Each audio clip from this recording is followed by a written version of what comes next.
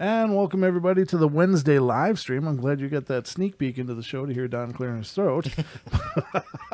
It's like, but we're here. We're here, and we're here for you. And thank you for being here for us, whoever's here. And of course, before I go any further, welcome to the show, Mr. Longbeard. Hello, nice to see you again, Mr. Brent. Well, it's good to be seen, brother. Thanks for coming in and taking your time to entertain the masses, as it were. Well, that's my job, and I love every second of it. And you're entertaining as Thank you. all. So, am I here for your amusement? Yes. Just you amuse me all the time, brother. You're very amusing, Mister. You're Mr. Amusing. Well, welcome everybody to the show. I know nobody's really in here yet, but we'll get there. I know people sometimes filter in after a couple minutes. We generally do these live streams on Wednesday at 7 p.m. So, and this is Pacific time. Again, since nobody's here, I won't even bother saying it, but I want to make sure to mention the call-in number is not working on Wednesday nights. So don't use the call-in number. We can't talk to you tonight. We can on Wednesday or Friday and Saturday. Wednesday. Yeah. Yeah. Blue. Yeah. Just a quick little aneurysm. I'm fine. But yeah, it's all good. So don't use the call-in number tonight. That won't work. You'll get another TFR host who probably won't know what the hell you're talking about. So Poor Zach. yeah, you know, Zach's like, well, why do these people keep calling with ghost stories? Hey, man, this one time in ghost camp, Yeah, it's like we're sitting around the fire. ghost camp instead of band camp. Yeah, I exactly. see what you did there. That was clever. Yeah, thank you. But I see that we're starting to get some filtering in here, so Nice. outstanding. Let me just give a welcome message. Welcome to my world, or to my nightmare, isn't it, Dallas Cooper? Yeah. Welcome to my nightmare. To my nightmare. You gotta love it. So here we are, it's Wednesday night, and we, of course, are thrilled to be back here talking to you because life's too short. It's to be, sitting here without a microphone. Yeah, actually, it is. Yeah, It goes long though, doesn't it, Don? It does. Yeah, it's like my week. I just wish my week would just go faster so I could get to Wednesday and Saturday just that quick. Yeah, I know. So- Wednesdays are great just to go their normal speed. Mondays Yeah. and Tuesdays can go to hell. Yeah. But no, I'm just kidding. Definitely that. I mean, it's fine. It's just another day in the week, but it's just always the first 2 days of the work week are just like, oh my God. Yeah, it makes my head hurt. But Wednesday helps. Having this Wednesday stream for Yeah. me helps a lot because, Gets you over that hump. yeah, absolutely. Yeah. I mean, I don't like I don't like I don't like the long distance that it used to be from Friday, Saturday to Friday, Right. Saturday. That was a long stretch. And to me, that was like, man, I feel like I want to talk. I want to share some things that I'm thinking about or that I've heard or whatever, Right. Yeah, definitely. So that's definitely a part of the fun. Hey, Cindy. Oh, Cindy's in here. Good job, Cindy. Oh, hey. Hey, girl.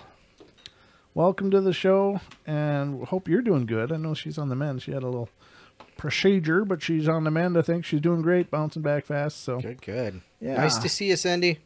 So here we are on our Wednesday live stream, and tonight I thought it'd be kind of fun to revisit the time traveler time slip thing. And Don, we've done this before on the show where we've talked about time slips and stuff, but Right.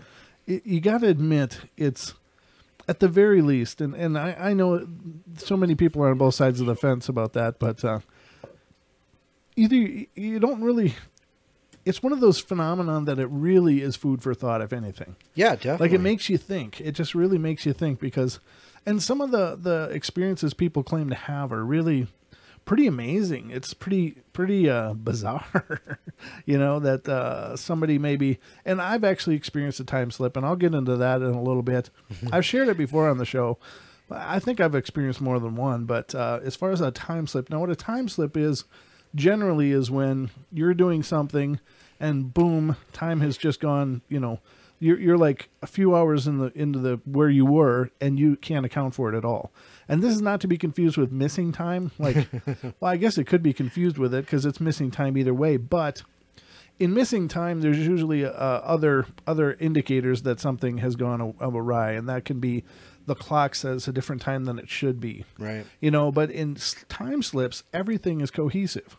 So Right. you suddenly disappear a day or a few hours or whatever, and everything matches that new timeline. It's not like in abduction scenarios where somebody's taken, their watch says, they were gone 15 minutes, but the clock in the house says 5 hours, you know, Right. things like that. Yeah, that's called alien abduction. Right. So I mean, there's definitely things that differentiate those two, although the effect seems, you know, the same on the people going through it. It's just like what just happened, but it didn't usually probably involving in time slips. Doesn't involve probing of any kind, so that I know of or that has ever been reported. So time slips are like people are slipping through some kind of period of time and can't account for it. And there's no other indicator of this happening except for their own experience. Right, because there's nobody that experienced it with them. Yeah. Right. Usually that's the case. That's the case. Now, mine, and there are a few in particular that other people have claimed to have gone through it with the people. Mm-hmm. There are a few accounts like that out there, but mine, I had my oldest son with me. And so that was, I mean, he was there and we both were like, wait a minute, what? What just happened? So I'll get into that in a little bit, but then we have some tales of alleged time travelers, people that are claiming to have come from a different time into our time or into whenever these occurrences happen. So this is just one of those subjects that, I mean, it's theoretical as hell. And in most cases, it's completely unsubstantiated. How do you say that? How would you say that? Unsubstantiable, I guess. You can't verify it. Right. I mean, because everything in the timeline matches. Right. So there's no other indicator that something went amiss except for the person themselves. So they're the only ones that can say, look, this doesn't match. This is not right. And that's what I think is really, really bizarre about it. But it also makes it probably one of the most easily dismissible of bizarre phenomenon, because nobody can quantify it. Right. Nobody can show, well, look, I was here and here. See, this doesn't match. I mean, it's only the experiencer. So, right. And that also, you know, would be so much fodder for the skeptics to say, well, clearly it's some kind of blah, blah, blah. You drank too much. Yeah, exactly. You've got some psychosis or some, you know, altered state kicked in. It's called CRS. Yeah. Well, that. I don't think that's medical, but well, there's other versions of it out there that are. But anyway, so we're going to get into these stories tonight, and I hope you enjoy it. And I see Bob came in. Hey, Bob. Yep, Bob. Good to see you, buddy. Yep. I haven't seen Bob for a long time. Wow. Yeah, he said he just figured out how to get into chat on his phone. So good looking out. It's the way to do it. All right. Well, welcome to the show, Bob, and glad you're here. I remember talking to you way back when, but it's good to see you resurface, brother, and hope you enjoy the show. So here we are, and let's get into some of these stories. But Don, how you been? Anything going on? Yeah. Been good. It's been a good week. Like I said, you know, Sunday, Monday, Tuesday was kind of a long, you know, stretch of time. It's now hump day and everything's good. Oh boy. Yeah. I just kind of, you know, everything's been good. You know, I told you about standing and brushing my teeth, looking out the window, and that watching my chickens, and a coyote come running through. He's like, comes running up. He's right behind the chickens. It's like, win a chicken dinner. Yeah. And he grabbed one of them. It was crazy. So that's been my week. But yeah, today it's been nice. It hasn't been overly sunny, but it's warm. It was, it was really warm out today. Yeah. And I went for a little walk with my minion to the hardware store, and I was thought at first it's going to be chilly out there, but once we got outside, it was really nice. So I was digging it. Yeah, nice. It was quite lovely. And did I ever tell you the story? This is absolutely non-related to anything, but it came to my head. So, I ever tell you the story of the time I was watching the parade? No. No. Okay. So my old house is a Victorian house. It was right on the parade route, so I could literally just go down to the street, sit down, and watch the parade. And at that time, I had a bunch of family over. And there's a bunch of clowns in this parade, and this one clown comes up and goes, "Hey, how'd you like a coupon or how'd you like a free 3-piece chicken dinner?" I'm like, "Oh, cool, great." He tells me to put out my hand. He dumps 3 corn kernels in my hand. Oh, nice. 3-piece chicken dinner. That's what chickens eat. Yep. I thought that was so clever. That was good. That's good. It's dry as hell, but it was just hilarious. I was just like, "Oh, you bastard. You got me, you clown." So. Yeah, literally, you clown. Your name's not Gacy, is it? No. Nope, that was the extent of that one. But yeah, very, very, very fun time. Wow. Used to be nice. But anyway, let's get into some of these stories and see what you guys think. And I'm going to start out first with some accounts of time travelers. So Yay. see what you guys think. And some of these I think are absolutely really impressive. What? Go ahead. Well, it's funny that you mentioned that, because I was just thinking, I was looking through that the Eisenhower show that we did almost a year ago, and I started thinking about Mr. John Titor. John Titor was here. Remember him? Oh yeah. Haven't seen him in forever. I wonder where he went. Oh, in the TFR chat. Yeah. I don't know whatever happened to John. Weird. Huh. Well, I mean, his name wasn't John, of course, but his chat name was. John Titor was here. Yeah. Yeah, I don't know. I just thought of him out of the blue, and then you brought up you wanted to do Time Travelers. I'm like, okay, there you go. It's one of those shows that's fun to do, and it's fun to talk about these concepts, because I really do believe that time is fluid, and that within us lies the keys to experience many things that we can't normally do. So I'm all on board with this idea that people may slip through time, and like I said, I've experienced it. I'm also on board with the idea that there may be a way to create a way to pass through time mechanically. Mm-hmm. I really believe that probably is possible. I don't know how, because I would have gone back and changed a whole bunch of crap. We're not doing it. It's just not happening. Yeah, but you know what I'm saying. It's just like one of those things. So it's one of those deals. But for me, this is a concept that I have no trouble believing in. And of course, it's been a matter of our science fiction and pop culture forever. Yep. I mean, this has been one of the questions pondered by every generation since ever, I think. But let's get into these stories and see what you guys think. So this one's pretty cool, and I've heard this one a few times, but I found it again, so I thought I'd share it with you. In 1901, two professors from St. Hugh's College in Oxford, England, went to visit the palace at Versailles. Versailles was, of course, the French royal home until the monarchy was abolished in 1792. Marie Antoinette, one of the last royals to live there, was executed in 1793. So on that day in 1901, when Professors Anne Moberly and Eleanor Jourdain were walking the grounds of the palace, it's pretty safe to say they did not expect to see Marie Antoinette in the flesh just chilling on a stool outside of the Petit Trianon. Trianon? I don't know. Sounds good. It sounded pretty cool, I thought. But private retreat built for Antoinette by her hubby, Louis the 16th. I had to do my Roman numerals there. Like, oh, yeah. 10, 5, 6. 10, yeah, XVI, 16. And there she was, sitting, sketching, and completely oblivious to the fact that two women were gaping at her and all the other people in 1780s period attire who appeared just as suddenly as Antoinette.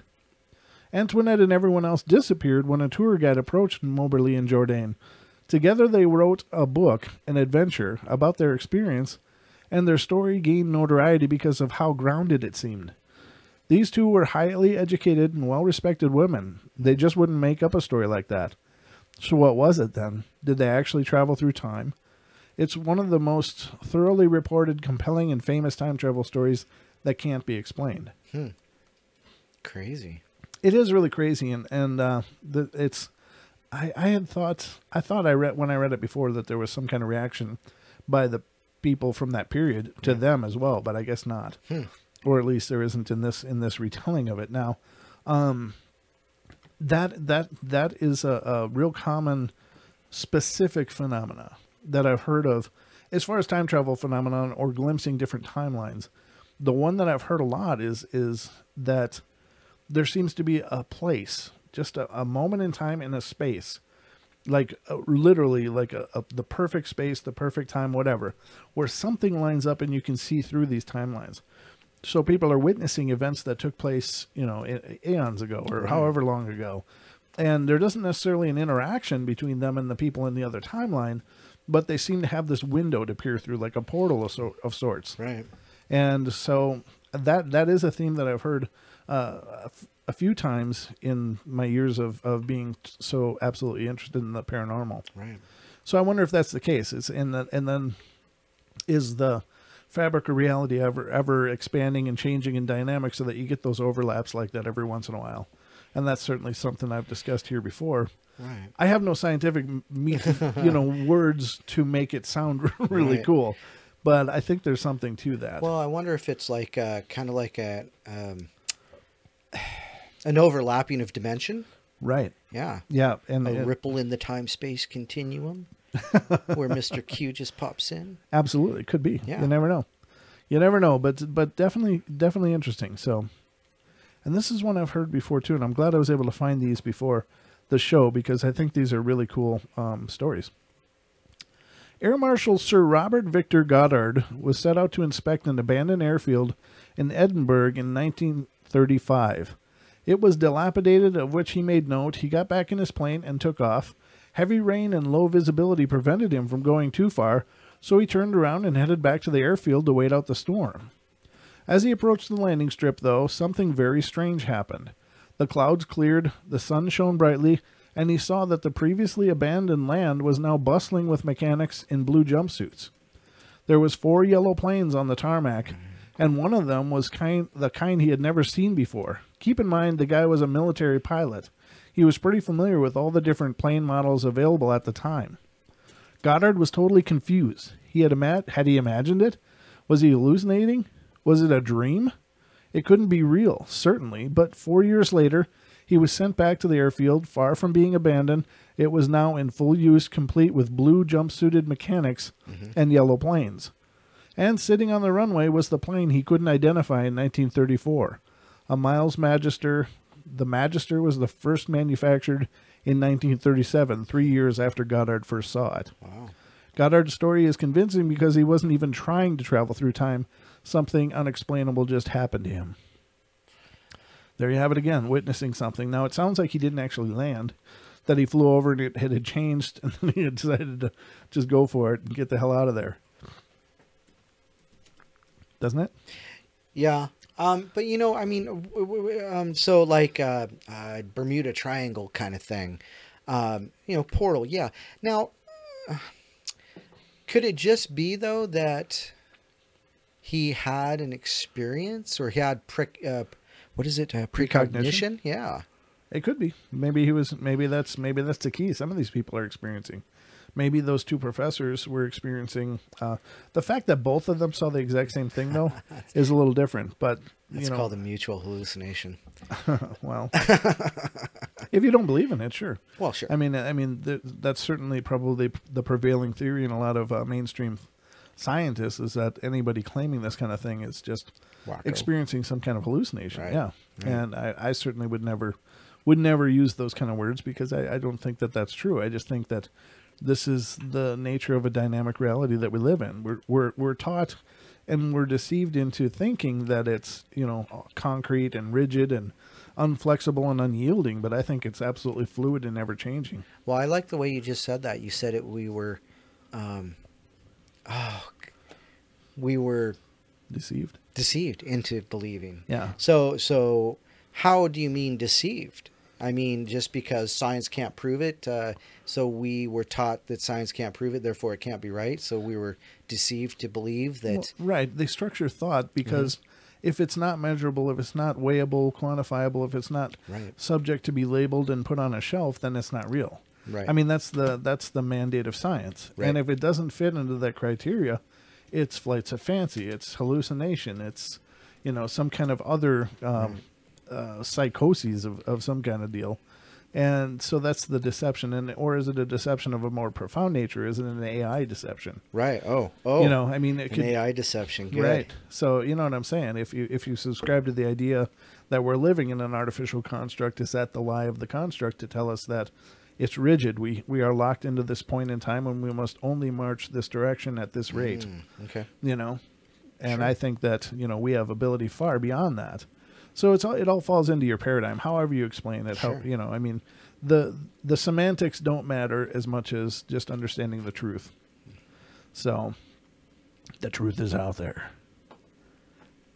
All right, the next one is this is pretty cool. I don't remember this one. Journalist J. Bernard Hutton and photographer Joachim Brandt were sent by a German newspaper to do a story on the Hamburg shipyard in 1932. It was an uneventful visit until the bombs began raining down. Hutton and Brandt realized they were caught in the middle of an air raid and hightailed it out of there, but not before snapping some photographs. When they got back to the call center of Hamburg, nobody believed their story. They developed the photos they took, intending to prove to everyone that they weren't crazy. In fact, they proved the opposite. The photos showed no signs of an air raid. 11 years later, Hutton was living in London when he opened a newspaper and probably nearly spit his coffee across the desk. There was a story about Operation Gomorrah, an air raid on Hamburg. The accompanying photos looked exactly like what happened in 1932. Wow. And there's a photo here of a very bombed out Hamburg. It's just decimated. Eesh, war is hell. But there you go. Here we go with the Children of Woolpit. And this is the Green Children. The Green Children of Woolpit. And this is a very famous legend. I don't know if it could be qualified as anything but a legend, but it just has continued on to the present day. So, and it's quite a story. And this speaks more of the dynamic nature of dimensions rather than necessarily time. But in the 12th century, a young boy and girl were found alone in Woolpit, England. They didn't speak English or any other identifiable language for that matter, and their skin was green. Yes, green. They were taken in by a local villager, and though the boy died soon after, the girl survived and eventually learned to speak English. Finally, she was able to tell someone where she came from.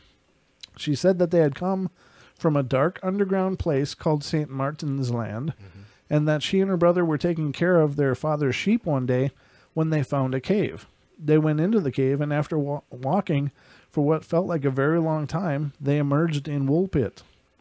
Maybe it's just a folk tale, or maybe they came from the future. I don't know why they say future, but anyway. After all, their story does sound suspiciously like a time slip.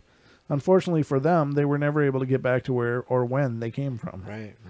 Well, I don't know. They started out underground, so I don't know why it has to be a time slip. It's more like a dimensional shift. Dimensional shift, yeah. Time travel. I don't think it's time travel. Oh, no. I mean, that would be a dimensional thing. Yeah, a portal and step through, and you're in the same kind of time, but right. They just in a different reality. Right, where reality. People are living above ground and don't have green skin. you know. The Eloy. Yeah, exactly. All right. In 1968, Charlotte Warburton entered a cafe she had never seen before. Nothing seemed amiss, but when she tried to go back a few days later, it had vanished. Charlotte later learned that there was, in fact, a cafe in that spot many years ago. It had been replaced by a supermarket long before Charlotte claims to have walked in and visited. Wow. That's different. Yeah. And you just read one recently about a cop in an ice cream parlor, didn't you? Yeah, that's more of a, well, yeah, I mean, that could definitely be a time slip as well, because the building was dilapidated and basically abandoned when he went back to try to pay for his ice cream. That's right. So, and he was a security guard, but yeah. Okay. Yep. So the next one is in 1996, rather, a man and his wife were shopping in London. His wife went into a bookshop while he took off to a CD store down the street. As he walked away from the bookstore, he noticed that everything was suddenly quiet. Then a van that looked like it was from the 1950s honked and swerved around him. Somehow he was standing in the middle of the street, and stranger than that, everyone around him was dressed in 1950s style clothing. Confused, he tried to go back to the bookstore, but it wasn't there. In its place was a woman's clothing shop named Cripps, C-R-I-P-P-S. So he went into the clothing shop, but as soon as he did, it was a bookstore again. He was back in 1996, but couldn't figure out what happened to him until he learned that Cripps hadn't existed since the 1950s. Wow. So, very cool. Nice. I wonder if that was a policeman, actually, was the one that traveled. It's London, so I know that happens in Liverpool. There's some kind of alleyway or street in Liverpool that's become almost famous for its effect on people having glimpses of the past there, seeing shops as they were. And it's happened enough that it's I don't know. Apparently it's recorded. Right. It's what? Apparently it's recorded. What do you mean? Bold Street. Is that what it's called? Bold Liverpool Street? Time Slips and Mysterious Occurrences in Bold Street. Oh, cool. Very cool. Yeah, it's a dead-end alley. Right. That's what's wild. But, yeah, apparently people go into that alley and suddenly it's way back from the 50s or whenever, or the 20s or whatever it is. But it's definitely not modern time when people are walking into it. Now, this is another famous one, and this one I would say, again, is more of a dimensional deal. But in 1954, a man trying to get through customs at Haneda Airport in Tokyo, Japan, had a bit of trouble with the custom agents. It wasn't because he forgot to declare something on his customs form. It was because he claimed to be from a country that didn't exist. Right. And he had a passport and stamps to prove it. His passport was from a town or a country called Taured, Taured, which he claimed was between Spain and France. When customs officials pulled out a map and asked him if he meant Andorra, he became angry. He said that yes, the location was right, but Taured had existed for at least 1,000 years. He had never heard of Andorra. He was given a hotel room for the night while police tried to figure out what was going on. Even though there were armed guards posted outside his room, the man had vanished by the next morning. His passport, which had been stored in the security office at the airport, was also gone. Officials never figured out the mystery of the man from Taured. That's just bizarre, huh? And apparently, the funny thing is, and I heard a longer version of this story, is that the man had actually traveled to this very airport before, but this airport only had just started doing international travel. But he had stamps in his passport from years past where he went to this airport. So is that weird or what? So in his reality, it had, I don't know, very strange. Okay. In 1850s, a man named Jofar Voren was found in Frankfurt on the Oder, Germany, and questioned. He spoke very broken German, which made his claims even more difficult to understand. He said he was from Luxaria and spoke the languages of Luxarian and Abramaean. He said he was in search of his long-lost brother, but he was shipwrecked on the way to his destination. Voren didn't recognize any of the maps or globes that were presented to him. He claimed that the world, as he knew it, had five sections. Sakria, Aflar, Aslar, Auslar, and Uplar. It's like, I don't want to spell all those, but that's literally a phonetic interpretation of them. In the year Book of Facts in Science and Art, John Timms reports Voren was taken to Berlin to be questioned and studied. There's no doubt that Voren existed. The question is, was he crazy or was he from a very distant future? Huh. I don't know. Good question, though. 4 friends travel from 1979 to 1905. In 1979, Jeff and Pauline Simpson and Len and Cynthia Gisby were traveling through France. When it became late, they decided to find a hotel for the night. They found a hotel not too far down the road from where they were traveling on. It was an odd place. The doors in the rooms only had metal latches, no locks, and the windows only had thick wood shutters, no glass. In the morning, they had breakfast at the hotel and encountered 2 gendarmes, armed French policemen, that were wearing old uniforms complete with capes. The whole experience at the hotel seemed strange, not least because their stay only cost 19 francs. Other hotels in the area cost around 200 francs. Still, they happily went on their way, and on their return journey, they tried to stop and stay at the hotel again, except it had seemingly vanished into thin air, and the uniforms those gendarmes were wearing, they were from 1905. Wow. So, and maybe that's why it only cost 19 francs. Oh, okay. Yeah. Okay. Yeah. So, next one. How we doing? Everything okay? Yeah, everything's great. Yeah. Outstanding. Oh, that's good. 20th century doctor finds himself in the 1800s. Wow, he could do some good. In 1935, Dr. E.G. Moon was leaving the residence of one of his patients in Kent, England, when he realized his car was not where he had left it. Both the driveway and the road seemed a lot rougher than he remembered. Dr. Moon spotted a man walking by the house and realized that the man was wearing several capes and carrying a long-barrel gun. He looked essentially like he was from a different time. Dr. Moon turned back to go to the house, but as he did, he saw that the driveway was paved again and his car was once again parked in it. He turned back towards the road to look for the man, but he had vanished. So it literally, I don't know how they got the timeline, but I guess because of the man wearing capes and carrying a long gun. But So literally, this is one where he's just turning in place, apparently. Right. So I don't know. Wouldn't you want to explore though? I mean, if it was you, Yeah, absolutely. what would be your first reaction? Would you say, "Let's go check stuff out"? You know, I would say that. I would say, hey, you know what, this is weird. Let's go look, because, you know, the skeptic mind says it can't be real. So let's look into it. Okay, so let's say you do. Do you risk losing your way back? Sure. Yeah. Okay. Well. And what I mean, that's kind of the gamble, isn't it? Yeah. True enough. But what can you do? I mean, either.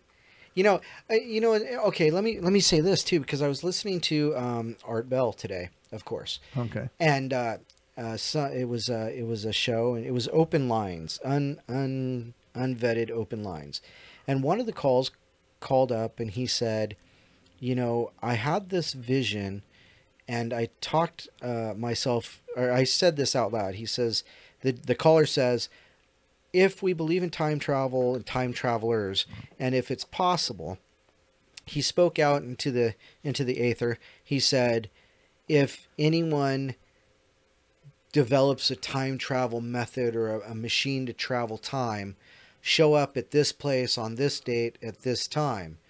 And so Art asked him, well, what would you do? Would you go with them?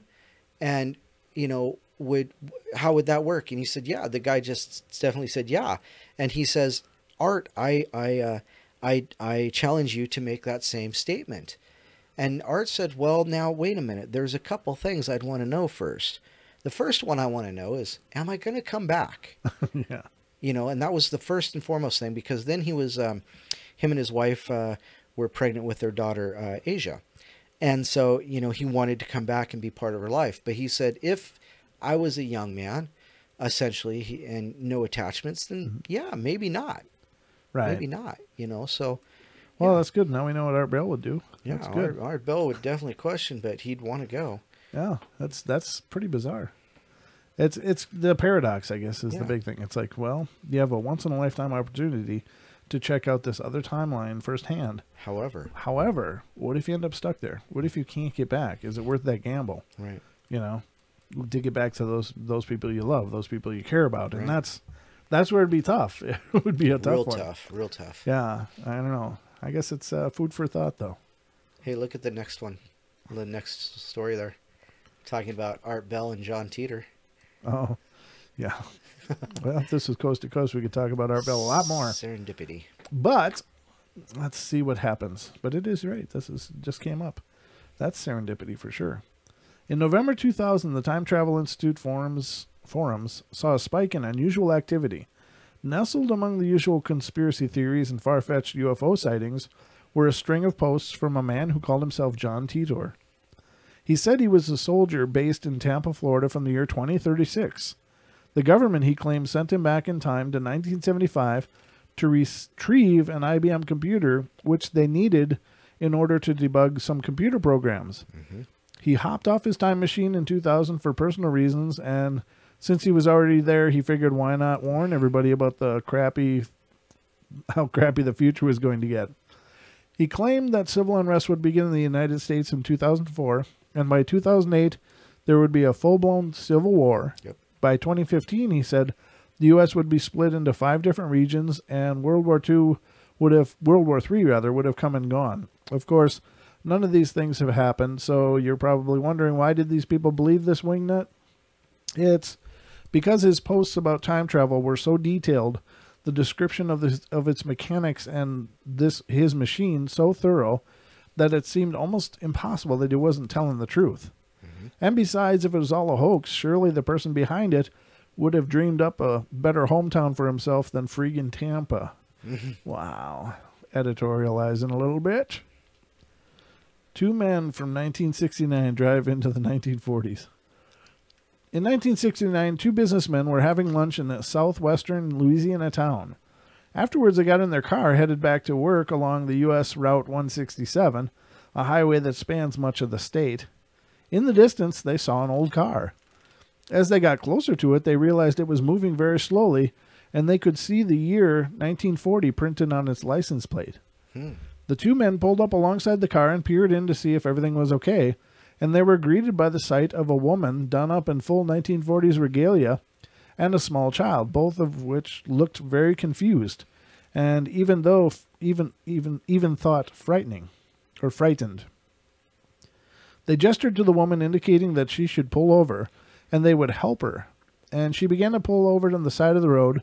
The businessman stopped a few yards in front of her, and when they turned around to make sure she had parked safely, the whole car had vanished into thin air. Wow. Boom! Now, that could be an apparition. That could be, I mean, it doesn't necessarily mean time travel, but they saw somebody from the 1940s, apparently. Right. But it doesn't necessarily mean that it was a time slip. Could be an apparition. Stranger have been known. All right. Okay, here we go with the Montauk Project. Until 1981, there was an Air Force base in Montauk, New York, at the eastern tip of Long Island. And Preston Nichols claims it was the site of some top-secret government time travel experiments. Nichols writes that in the Montauk Project experiments in that time, that in the 1980s, he recovered repressed memories of working on a project. His claims are outlandish. They experimented on children. One child had psychic abilities. They even created a time portal to 1943, but not just any moment in 1943. The portal opened up onto the USS Eldridge, the subject of another famous alleged government project, the Philadelphia Experiment. Right. Proponents of the Philadelphia experiment conspiracy theory purport that at the height of World War II, the U.S. conducted a series of tests to try and cloak its warships. They wanted their ships to be invisible, undetectable.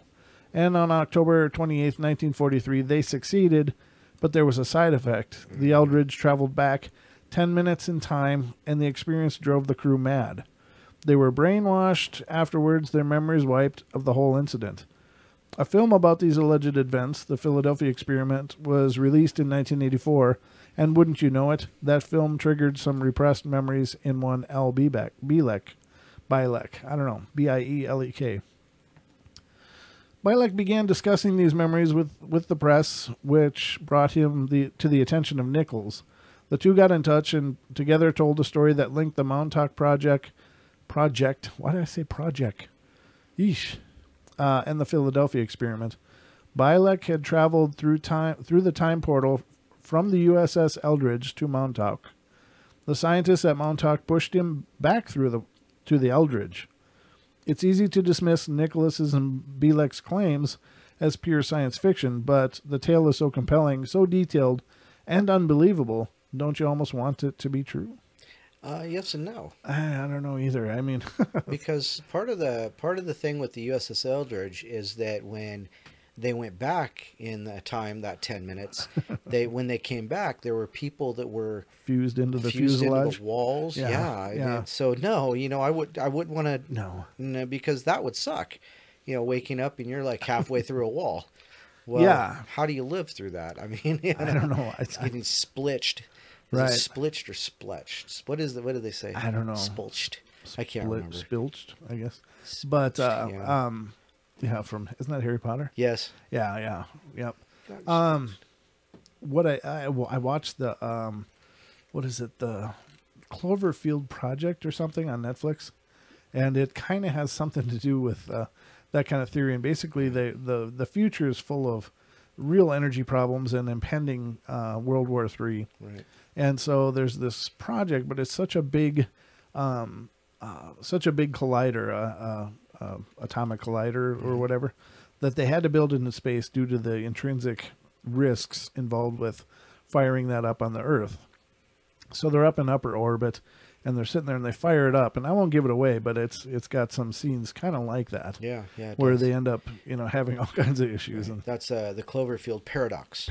Okay, paradox. Thank you. So there you have it. But that was a good list. I mean, it's pretty well known. Most of those are pretty well known and pretty well done to death as well. I mean, there's not a whole lot of need to discuss too much of it, but again, those are the more famous of the alleged time travelers. Excuse me. Don, how would you like to read something, sir? Sure, sure, sure. Let's go to full beard vision. Let's see here. So this is Dr. Raul Rios Centeno was a medical doctor who enjoyed investigating the paranormal. He recounted to author Scott Corrales a story which had been told to him by one of his patients. This particular patient was a 30-year-old woman who had come to him suffering from a serious case of hemiplegia, a total paralysis of one side of the body. I was at a campground in the vicinity of, Marca Husay. Marca Husay is a famous stone forest located about 30 miles east of Lima, Peru. I went out exploring late at night with some friends. Oddly enough, we heard strains of music and noticed a small torch-lit stone cabin. I was able to see the dancing inside, but upon getting closer, I felt a sudden sensation of cold, which I paid little attention to. I stuck my head through an open door. It was then that I saw the occupants were clad in 17th century fashion. I entered the room, but one of my girlfriends pulled me out. The woman claimed that it was the very moment she pulled me out that half of her body became paralyzed. Is it possible that the woman had half of her body into the stone cabin, which was in some kind of temporal vortex or even a dimensional doorway? Is this the reason why only half of the woman's body became paralyzed? Dr. Centeno also reported the following. An EEG was able to show that the left hemisphere of the brain did not show signs of normal functioning, as well as an abnormal amount of electric waves. So there we go. That's another one of those, getting caught in time stories, just like the ones that you've been reading. Wow. So, this story is possibly time travel. This story of possible time travel took place in October 1969. Oh, no, this is the one about driving 1969. A man who was identified as LC and his business associate, Charlie, driving from Abbeville, Louisiana towards Lafayette. Yeah, you just read this one. Yeah. Yep. That's the problem, is some of these stories end up getting spit out all over the place. Okay, so here's another one. Okay. On a night sometime during 1972, 4 co-eds from the Southern Utah University were driving from Pioche, Nevada, to their dorm in Cedar City. It was around 10 p.m. when the girls were traveling along Highway 56, which is rumored to be haunted. Shortly after taking a fork in the road, which headed north, the girls were surprised to see at the end of the black asphalt road, followed by 100 meters of white cement, then an abrupt end at the top of a cliff. The girls turned the car around and tried to find their way back to the highway, but it quickly became apparent that the landscape was not familiar and they were indeed lost.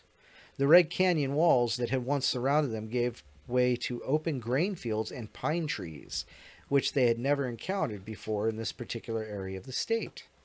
Convinced they were totally lost, the girls took comfort when they approached what they described as a roadhouse or a tavern. The girls pulled up into the parking lot, rolled down the window, and tried to ask for directions from a few men who were coming out of the building. Before the girls could ask the direction, one of them let out a scream and ordered the girl who was driving to get out of there as fast as she could. The girl speeds off as quickly as the car could take them, but quickly realized that the men were chasing them in a strange, tri-wheeled, egg-shaped vehicle. Traveling close to 100 miles per hour, the girls seemed to have lost their pursuers as they found their way back to the familiar scenery of canyons and back on the desert highway. The reason for the scream, according to the girl who got a good look at the men, was because they were not human. When the girls reported this to the police and investigations were made, it was noted by the police that the car driven by the girls had made tracks along the highway, which vanished for 2 miles before reappearing. Ooh. Is it possible, like some of the locals in the area claim, that Highway 56 is a portal to another dimension or time? Get your kicks. On Route 56. Nice. I see where you Thank go with you. that. Thank you Yeah. very much. I'm here all night. Thank you very Oh, much. boy. No, not all night, but we'll get there.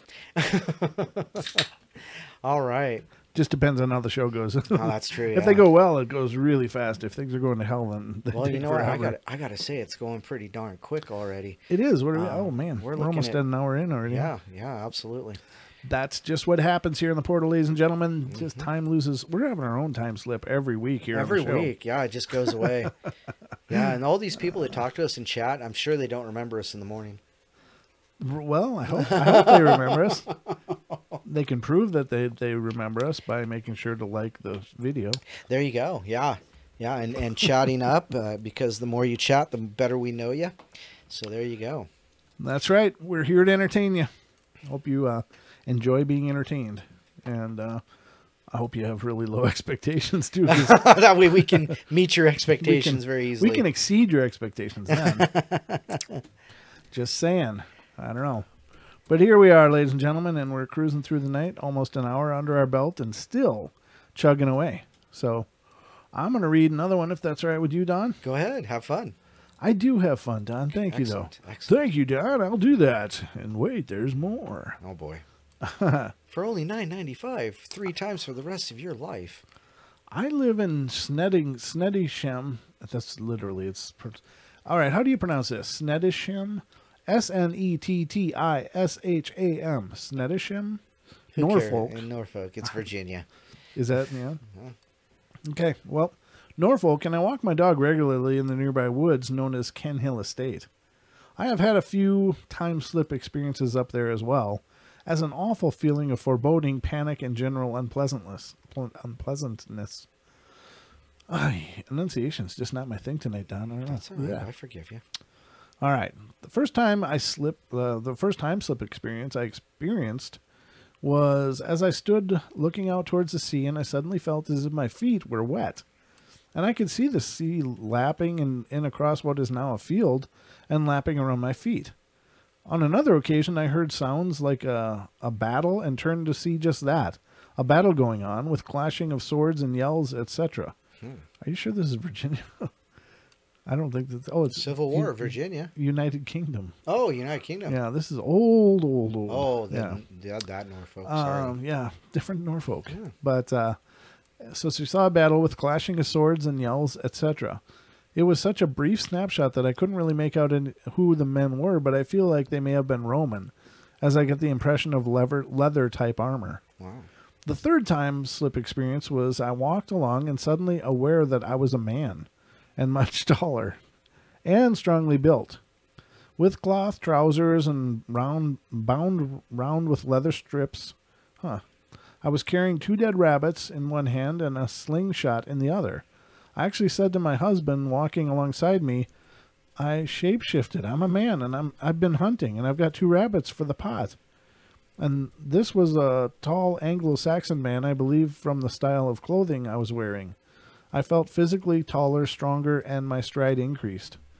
The unpleasant experience happened one day in August when I was again walking with my husband and our dog as we approached a row of beech trees. I felt very, very uneasy, almost to the point of being frightened. Feeling sick also. I'm not easily frightened by spirit or the paranormal. I just didn't like the energy, and I felt that there was something there or someone there. My husband looked around and said that there was no one about, but he trusts my instincts on this sort of thing and said, do we need to get out of here? I said I felt it wasn't intending harm, but was just very unpleasant, and let's just walk faster. Once we were further away from the trees, the feeling passed. A couple of years later, I was walking the same area with a friend and happened to mention it, and she said that a man had hung himself from the branches of the beech trees. Earlier this year, another friend who is a paranormal investigator mentioned that in talking to another friend of his that a man had hanged himself in Snedisham woods on the 13th of August some years ago. Very wild. Huh. I'm just reading this comment underneath, see if that's worth reading as well. But it also has to do with the... All right, now I'm just going to go on to the next ones. All right.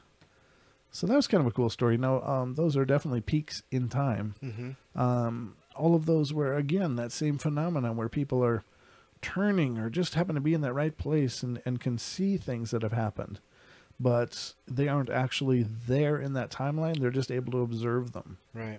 And the time where she was clearly walking with her husband, it was like, it was more of an empathy kind of thing where she picked up on the energy of this other experience rather than an actual time slip of any kind. Or because for me, time slip means that you're actually in that timeline. You know what I'm saying? You're in these experiences, like the people that are suddenly, they came from a bookstore, they left and turned around to a clothing store, and there's restaurants there that they haven't been there for 80 years. Now those are much more powerful, and I think it's a whole different phenomenon. I don't know, where maybe it's just, I don't know, it's so hard to get a grasp on what these things actually mean or what they are. And I'm certainly not qualified to be a theoretical physicist, but I think we all are, though, on the other hand. It doesn't take a certain letter hanging on your wall to say that you're qualified to think. Right. We all have theories. And I think mine are just as valid as anyone's, but, they're mine. What should I think? Yeah, well. All right. I just want to tell you what happened to me in 1999. It was quick, but wicked nonetheless. I was propped up with my back against the headboard of my bed. Sorry, hold on. I was watching a movie, waiting for dinner. My wife was sitting at the computer to the left of the TV, her back to me. My 12-year-old son walked in and stood directly in front of the TV, blocking my view, and proceeded to ask his mom a question. She turned around for a moment and answered his question, so he left the room. At the moment he left the room, turned right and out of sight, he walked back in. I sat there watching the entire identical thing happen again. Absolutely word for word, motion for motion. I do remember, purposely, my state of mind at the time. It was after a long day of work, and I was really relaxed and nothing on my mind, just chilling and watching an old black and white Western, and bam, crazy time slip. I knew what had just happened, but I couldn't even tell my wife at that moment. She would have thought I was crazy. Anyway, it never happened to me again, as far as I know. Just thought I'd share. And that's very cool. Now, I would like to share the experience that I had. I don't know. I don't try to make the show about me ever, but I think when you've had experiences that definitely play into the theme, that it's worth mentioning. And so I have had a lot of different experiences in my life, and this is one of them.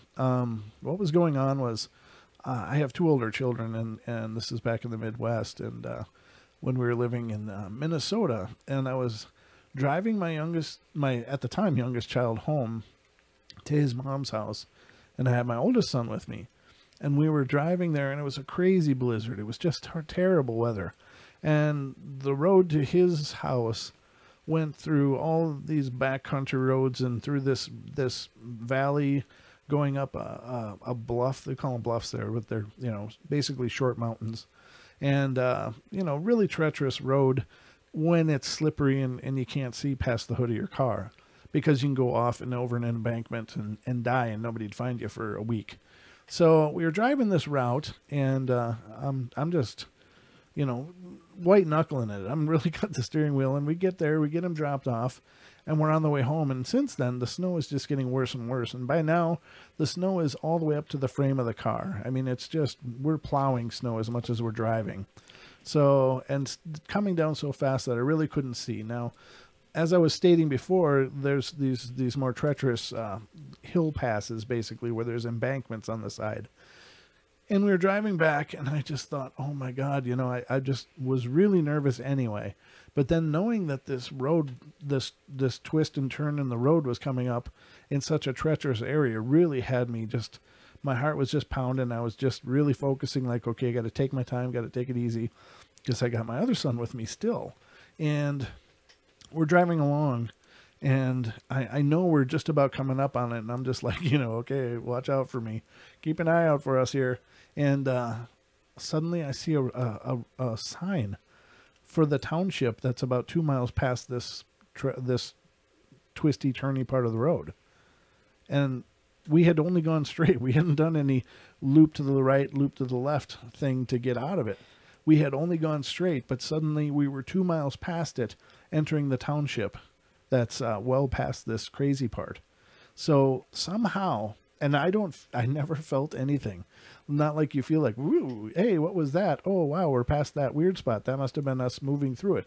It was just suddenly not there. It was like the road had closed to this 2 straightaways and totally chopped out that treacherous section.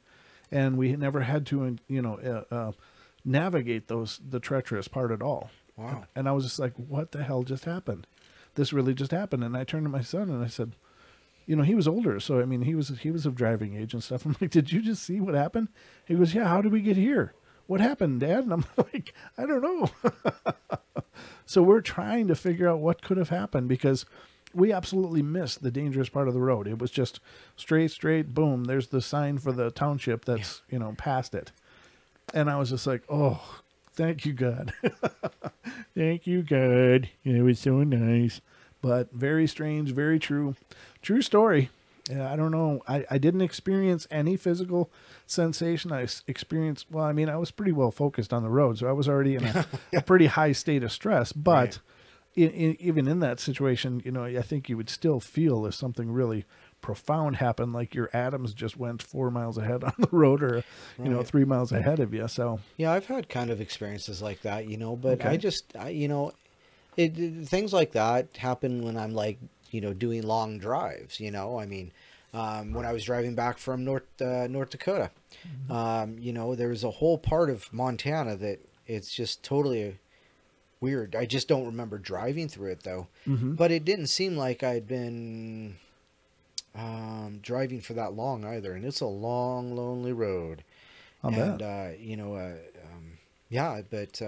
I've had similar, where I just don't remember driving, but they say that, driving is one of those things you just flip the switch in your head and you go into autopilot. Sure, but that's on a nice day when you're got the window down and the tune's going. It's like, hey, you're not white knuckling it because you can't see. I was absolutely focused on what was coming. There's no way I just spaced it out. Well, but see, maybe you were so focused on the road and as opposed to, where you are. You know what I mean?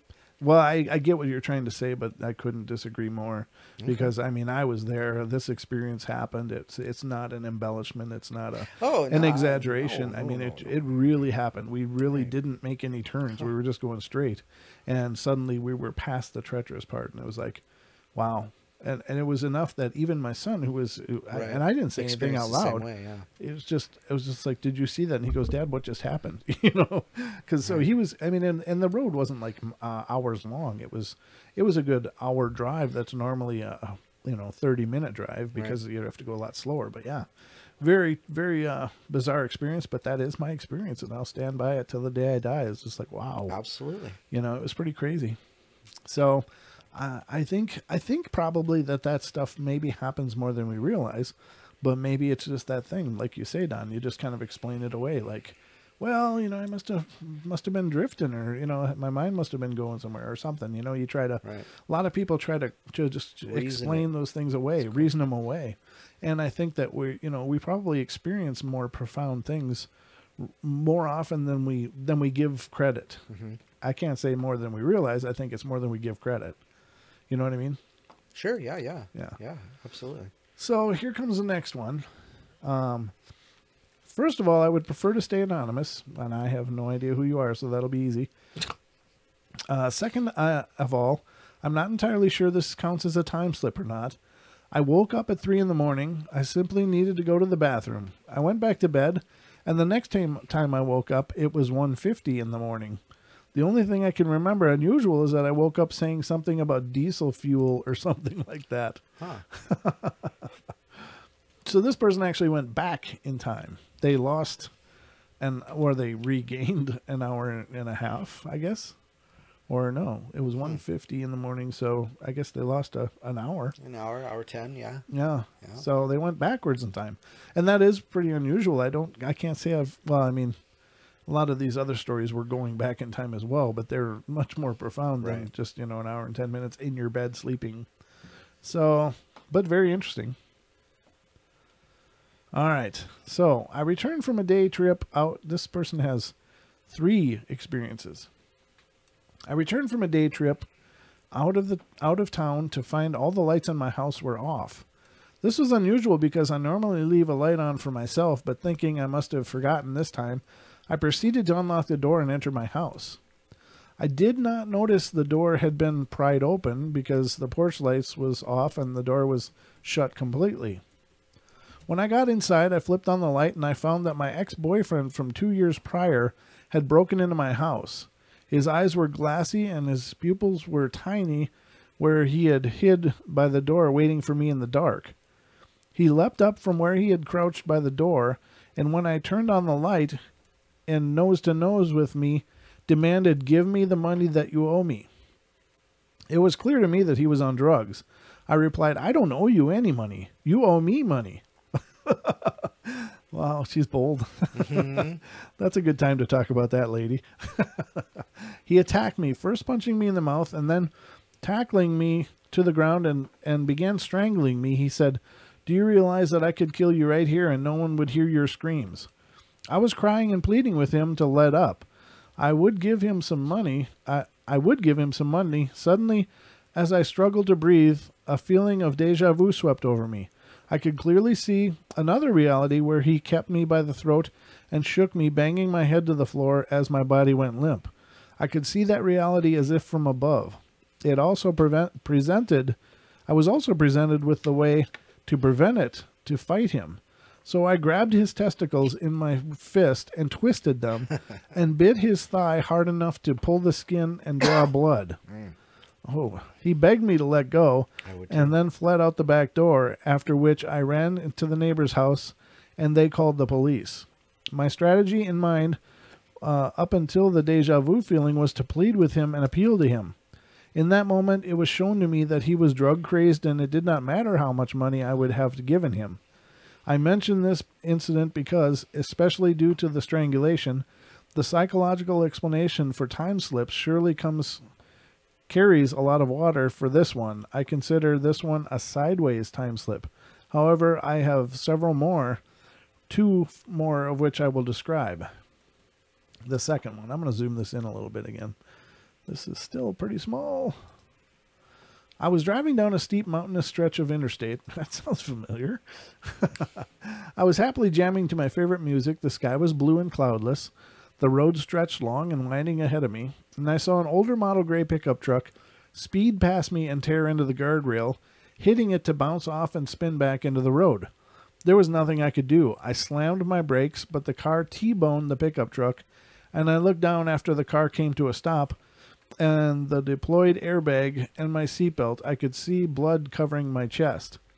But I wasn't sure where it came from. I wondered if the driver of the pickup truck was okay, and looked up, and I could see through blood in my eyelashes. I couldn't see the driver, but I could see the crushed pickup truck and small child in a car seat that extended cab. The child made direct eye contact with me, and I began to panic that the child's parent was seriously hurt and trying to move out of my seat. Both vehicles were still in the middle of the road, and I was panicking and struggling to get to the child because I was afraid someone would come along and hit us. I never made it out of the car, though. Suddenly, I was driving down the same stretch of interstate on the gorgeous cloudless day, and the song that was playing was the one that had been playing several minutes before the accident. I clearly remembered what had happened, or would happen, and I knew that if I switched to the far left lane, then the truck zipped past me on the right and spun. I would not hit it. I moved to the far left lane, and a few minutes passed and without anything happening, so I chalked it up to me being crazy. Suddenly, the older model gray truck zipped past and hit the guardrail, spinning into the road, into the far left lane. I went past where the truck spun on the road. I slammed my brakes as I passed and pulled onto the shoulder. The truck, which had been sideways in the road, pulled onto the shoulder. The driver was fine, but let's see. Where the hell is it? The driver was fine, but he was calling the police since he hit the guardrail. He was on the shoulder, and he and the child were out of danger, so I continued down the road. Unlike the first incident I wrote about, when this incident happened, there was no psychological trigger explanation because I was in no immediate danger, just enjoying a drive on a sunny day.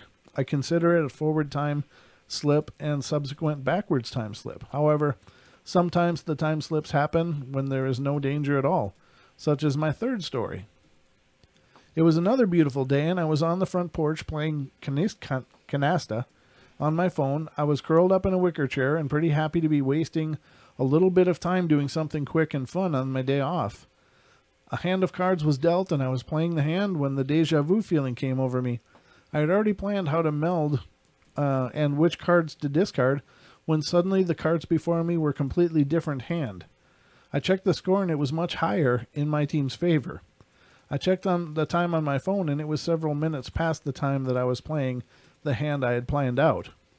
I looked at the chat messages for the game, and there was no chat messages for that missing time. This was unusual because all the players had been chatting with each other. I considered a forward slip and thought about asking the other players if they were also missing several minutes, but I decided not to say anything, though, just in case they might think I was crazy. Our in-game chat conversation continued as normal, with just that unexplained several-minute break in the conversation.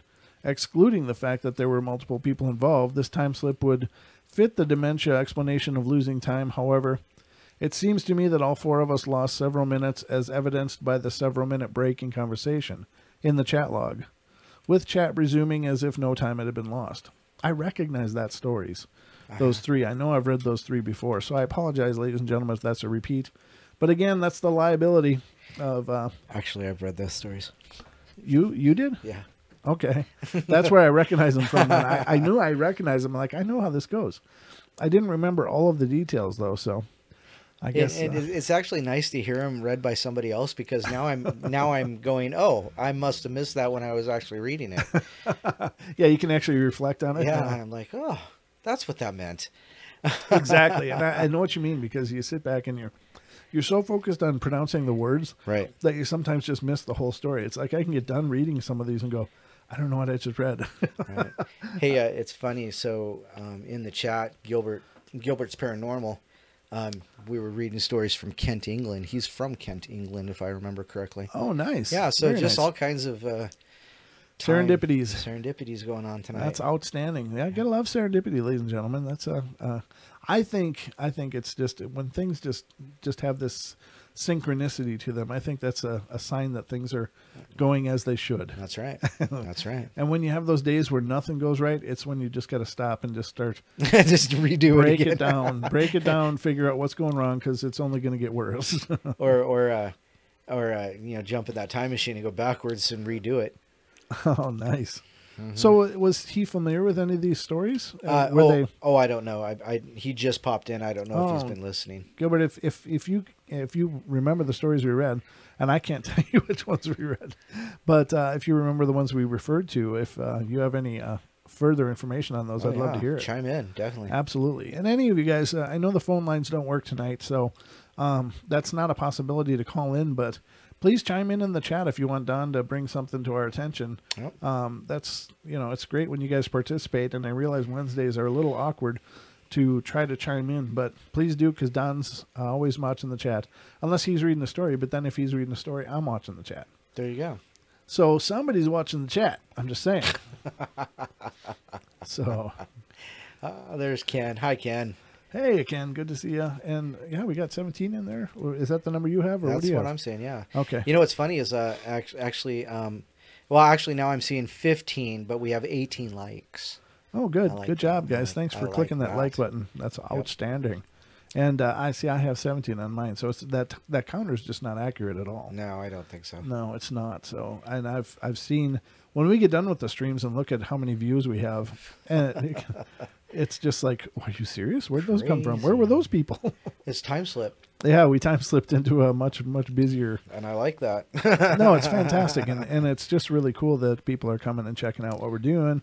That always feels good. Anyway, just to know they really love us. They like us. You really love us. Yeah, you got that that thing this week too. Oh about, yeah. Like 500 people like you. Yeah, I guess on my Facebook page, ladies and gentlemen, you hit certain benchmarks, and Facebook sends you like a report card. Yeah. You excelled in reading today. No, it's like I had so many friends. Gold star for you. And so Facebook sent me this little party thing. Oh, you've made so many friends, and they give you a breakdown year to year the friends you made, and it's just like, wow, cool. So I wrote on there, you love me, you really love me. Pre-Mandela. Pre-Mandela, because the Mandela effect, that was Sally Field in her acceptance speech for an Oscar, I think. Yep. And now it used to be, you love me, you really love me. And it's now, you like me, you guys really do like me, or something like that. So, really screwy Mandela stuff. We'll have to do another Mandela show, Don. Sure, yeah. Those are always fun, and they'll always Bend your brain. Bake your bacon. Yep. Fry your bacon, I guess, is a better simile. I guess. I don't know. But yeah, they are definitely cool. So if you guys want to hear a Mandela effect show, we'll have to put that on the drawing board as well. I like those. I like this, and some of them actually really piss me off. It's like, no, that's not the way it was. I remember it different. Yeah, that's the ones that really hit home. Right? Yeah. Even the biblical changes and the popular culture changes. It's like, come on. So I don't know. It's strangey. I think I'm having a time slip right in my head. Oh, yeah. That's I'm like, possible. I think I'm finished speaking a word when I'm like halfway through it. It's like, hey, I don't know. Uh-oh. Uh-oh, what? Well, Pixie says yes.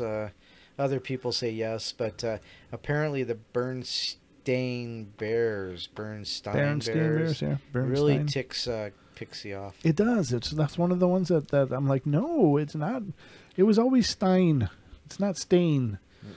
Yeah, it's like I come from Minnesota, and in Minnesota there's a amusement park in Shakopee called Valley Fair, and they actually had a Berenstain Bears little section to the park for little kids. Right. And I brought my littlest one there, my oldest one, when he was little, and it was the Berenstain Bears, and he loved the Berenstain Bears, and now it's the Berenstain Bears.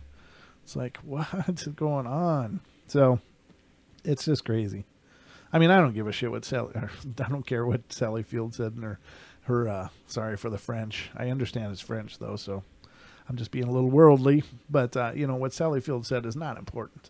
Whether she said like me or love me, it's not probably going to change the dynamic of our lives. But the fact that it is something that was it was spoofed so much after she said love me that there was, just everybody was using those lines, and then all of a sudden it's to like me. Yeah, no. So, any of the lion lays down with the lamb is now when the wolf lays down with the lamb. And it's just like, come on.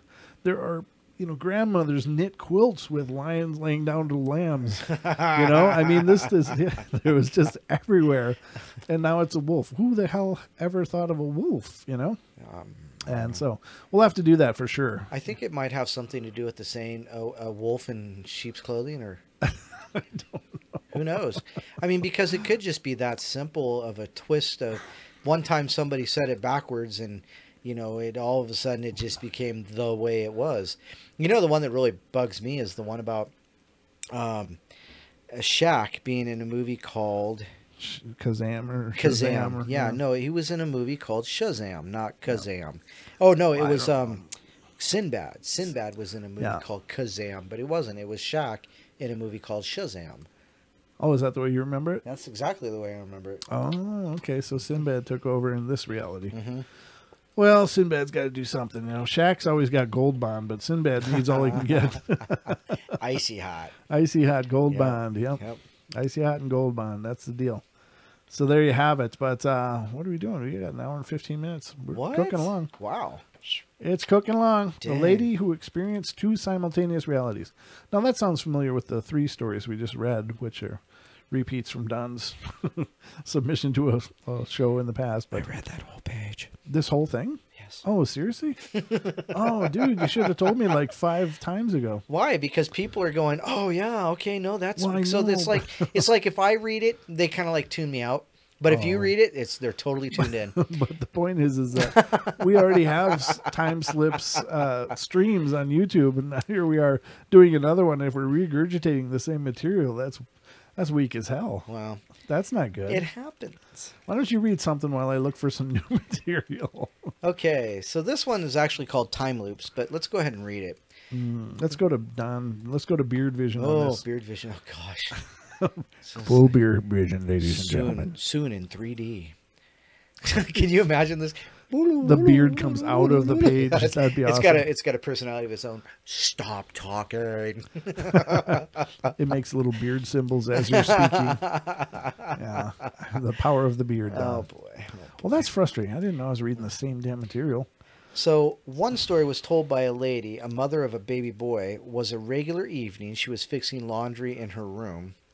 Near the baby's room, her husband and the baby were relaxing in a lazy boy chair, and she could see them. At some point, she hears a strange sound from the baby monitor from the child's room. It was a simple baby monitor, not a recorder or anything, and the sound could only happen at the moment.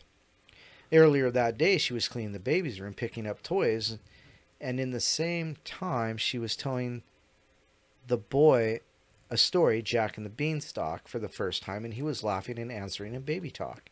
So when at night she heard her voice telling the tale and the baby's voice, she just couldn't believe it. She called her husband, who was holding the boy, and he also heard her voice and the baby talk through the monitor, and both of them were shocked. How could this happen? Was this a strange story? Okay, so this is somebody telling through. Okay. There was a lady living with her husband in the deep woods of East Texas, which we know is Bigfoot country. And she was having some medical tests in a hospital.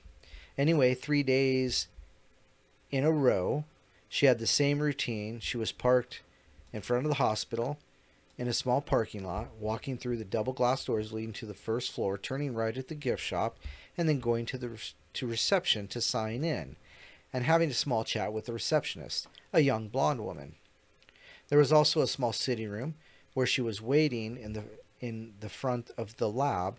The door of the lab was always open, and she could see patients sitting in the same positions and the same type of chairs and color that were there a year ago when her mother was having chemo.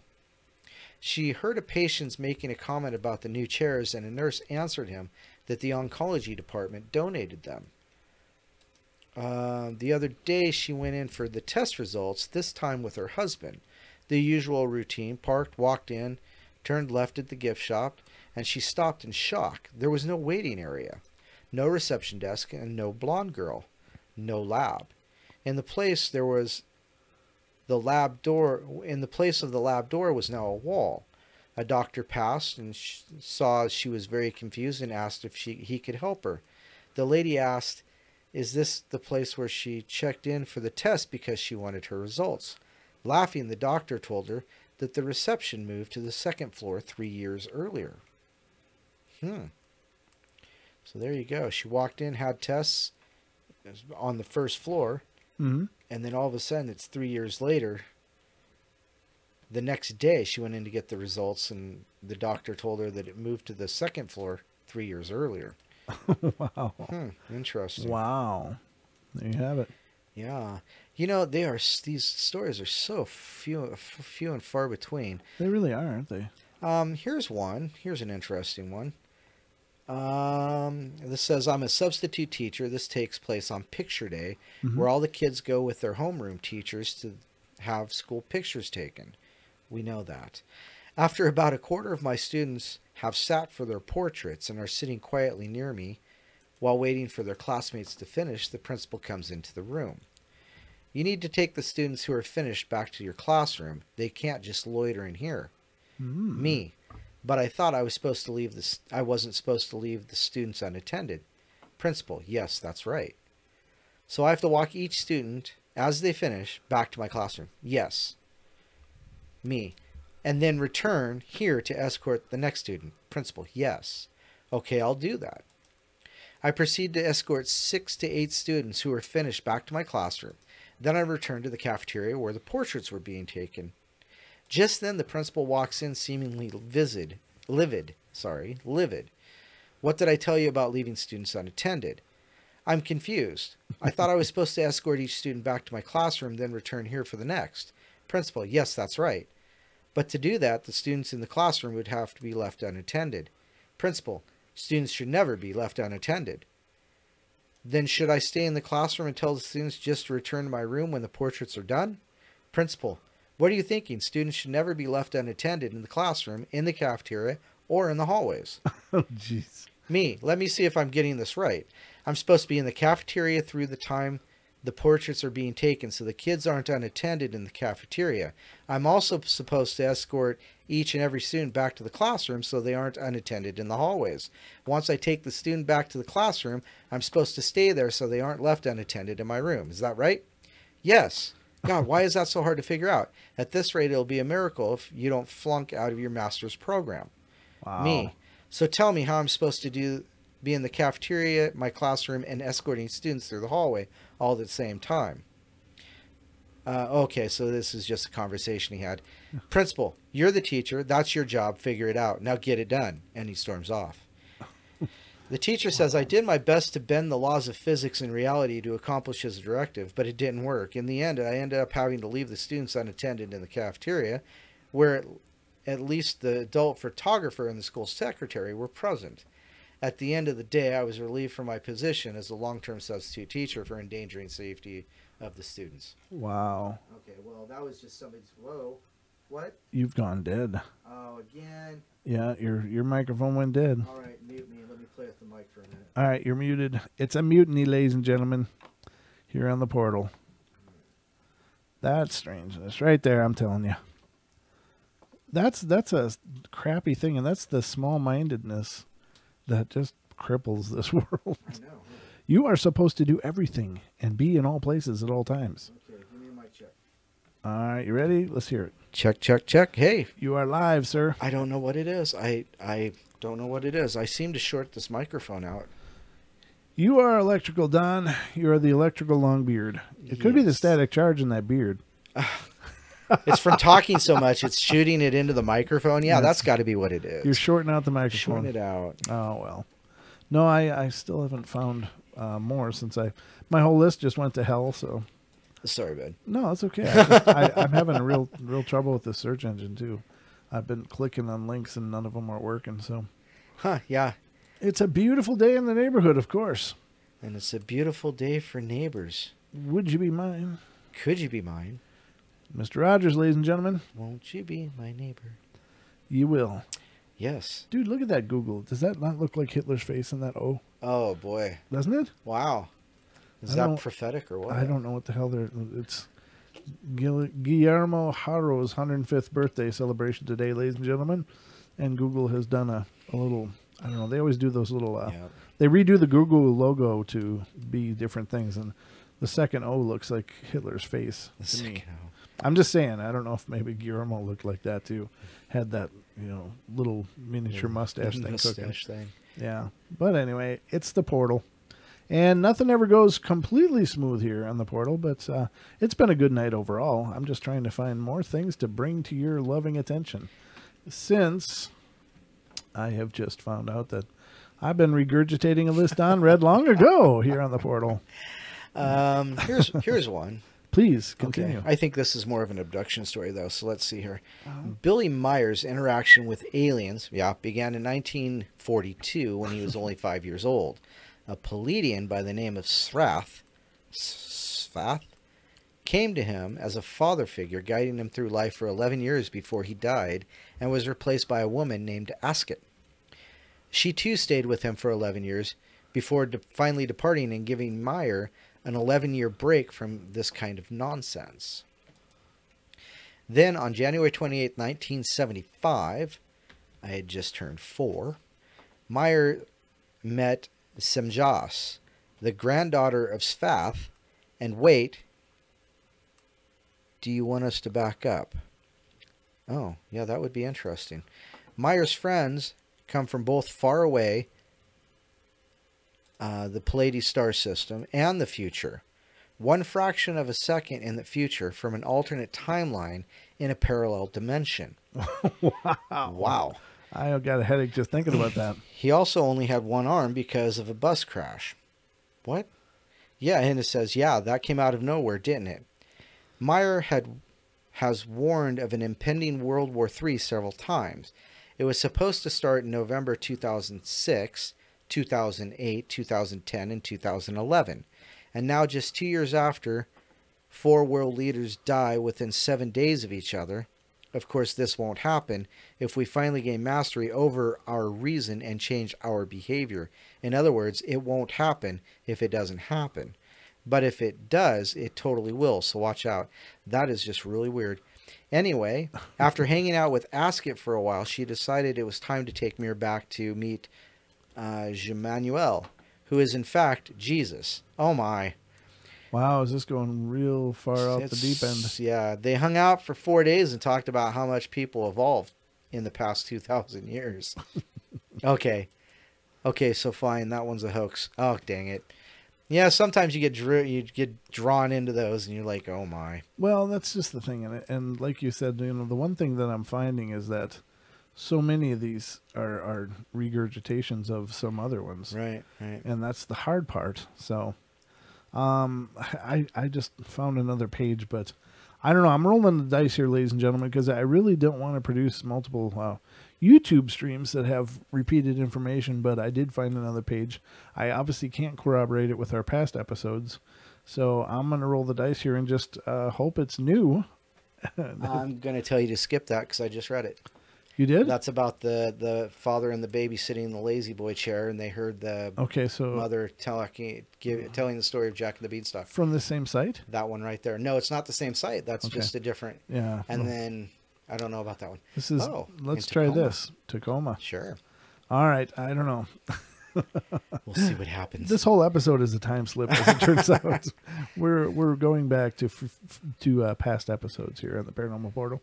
But if it is new, I'm glad. If not, well, just sit back and enjoy yourself and listen to the fine musings of Don and myself as we try to entertain you. I was walking in downtown Tacoma, Washington. I know this one's been read before, but I'm going to read it again because I already started. One evening around 9 o'clock, I was on my way to meet a friend at a certain intersection. The year was 1976, and I was enlisted in the U.S. Army and was stationed at Fort Lewis. I remember it was the month of April. As I was walking, I started wondering what time it was, so I looked around for the nearest store where I could find out the time. I looked across the street, and there was a walk-in movie theater. I figured that was as good a place as any. Then the weirdest thing happened. I started to cross the street, and the next thing I knew, my vision was clearing up, and I was standing in front of the ticket counter inside the theater lobby. I had a ferocious headache, and my legs felt very unsteady.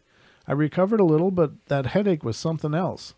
I bowed and started rubbing my forehead. After a minute or so, I heard a gasp. I looked up, and there was this pretty girl on the other side of the counter with a surprised look on her face. She asked me how I got in. With the throbbing pain in my head, I looked at her and didn't know how to answer her. I was confused. I started to walk towards the counter, and she backed away. Now she had a scared look on her face. She asked me again how I got in. I looked at the wall behind her, and there was a clock hanging there. I started to mutter, "What time is it?"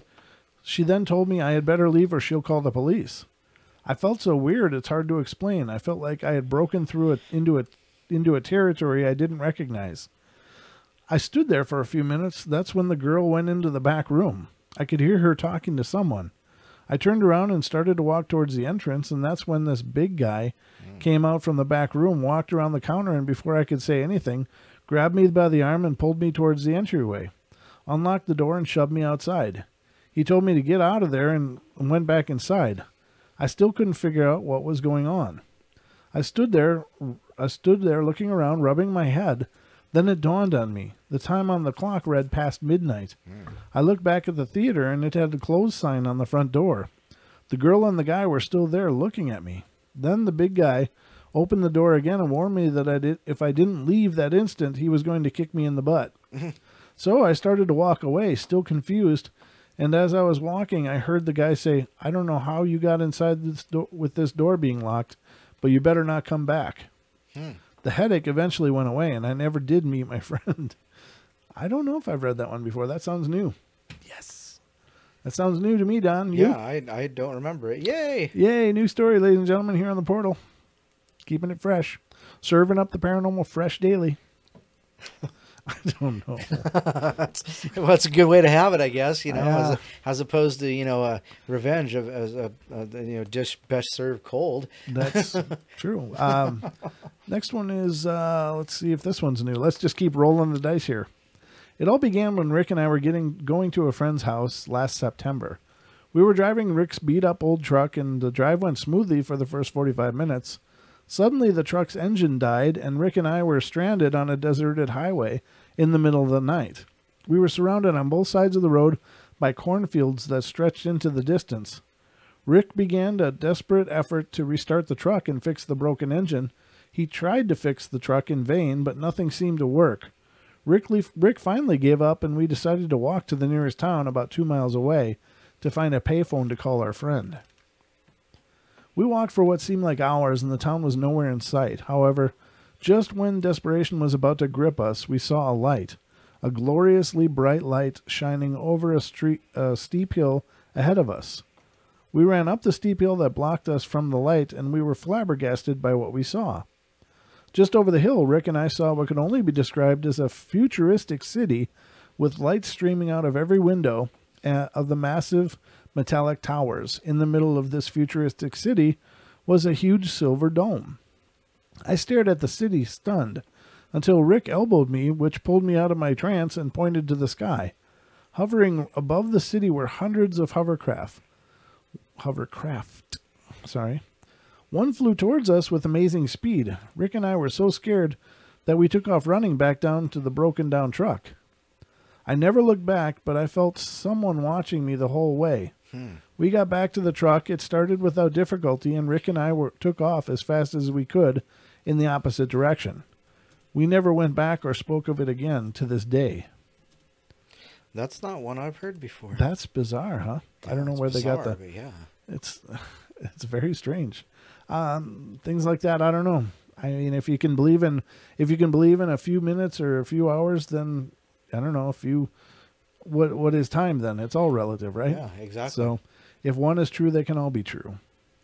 Well, that goes back to your statement that you've made that everything that's everything that's going to happen has already happened. Right. It's already existing in some plane of reality that we haven't quite gotten to yet because of our awareness is what moves, not time. Don't read the next one. Okay.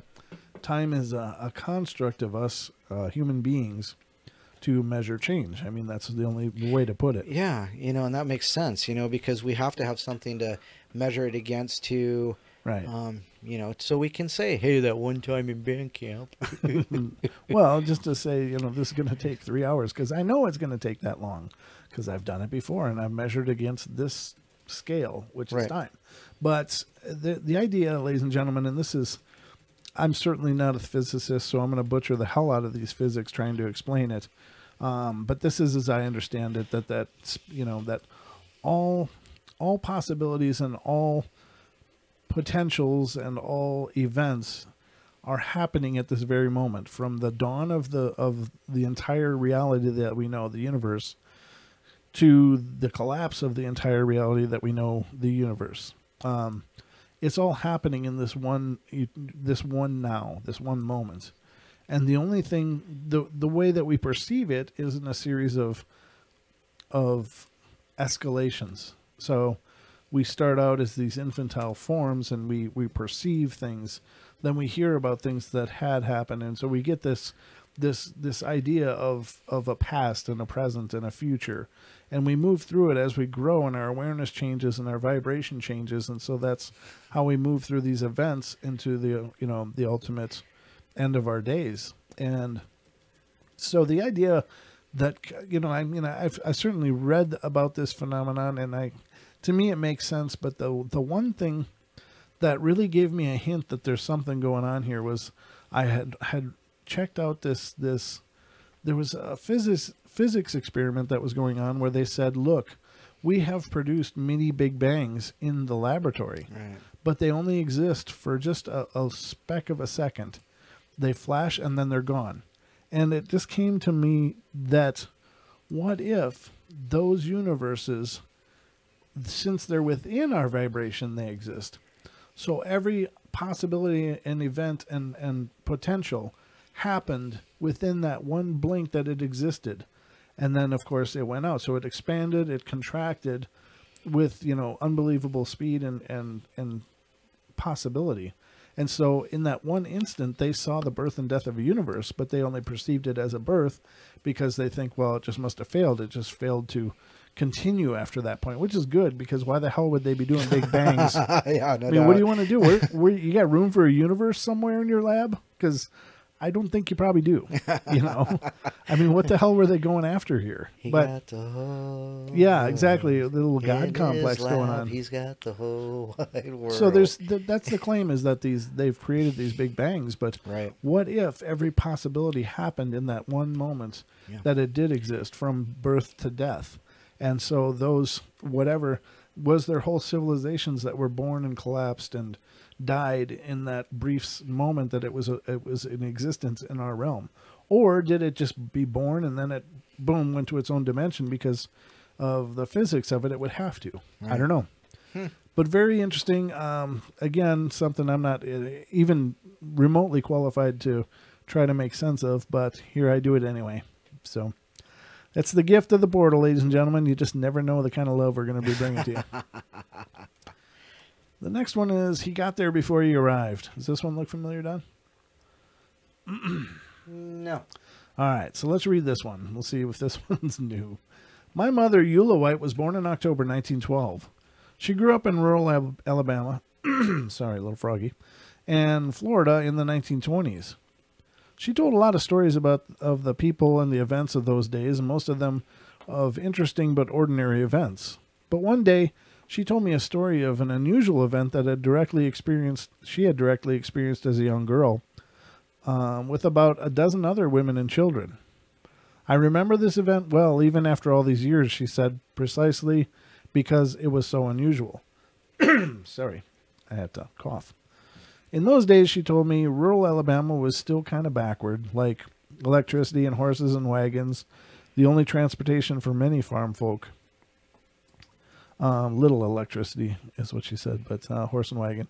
I remember it was a bright summer day. Early that morning, the other women and I had gathered on the front porch of the Hawkins farmhouse to shell quite a few bushels of peas and beans for preserving, and just to talk as we worked.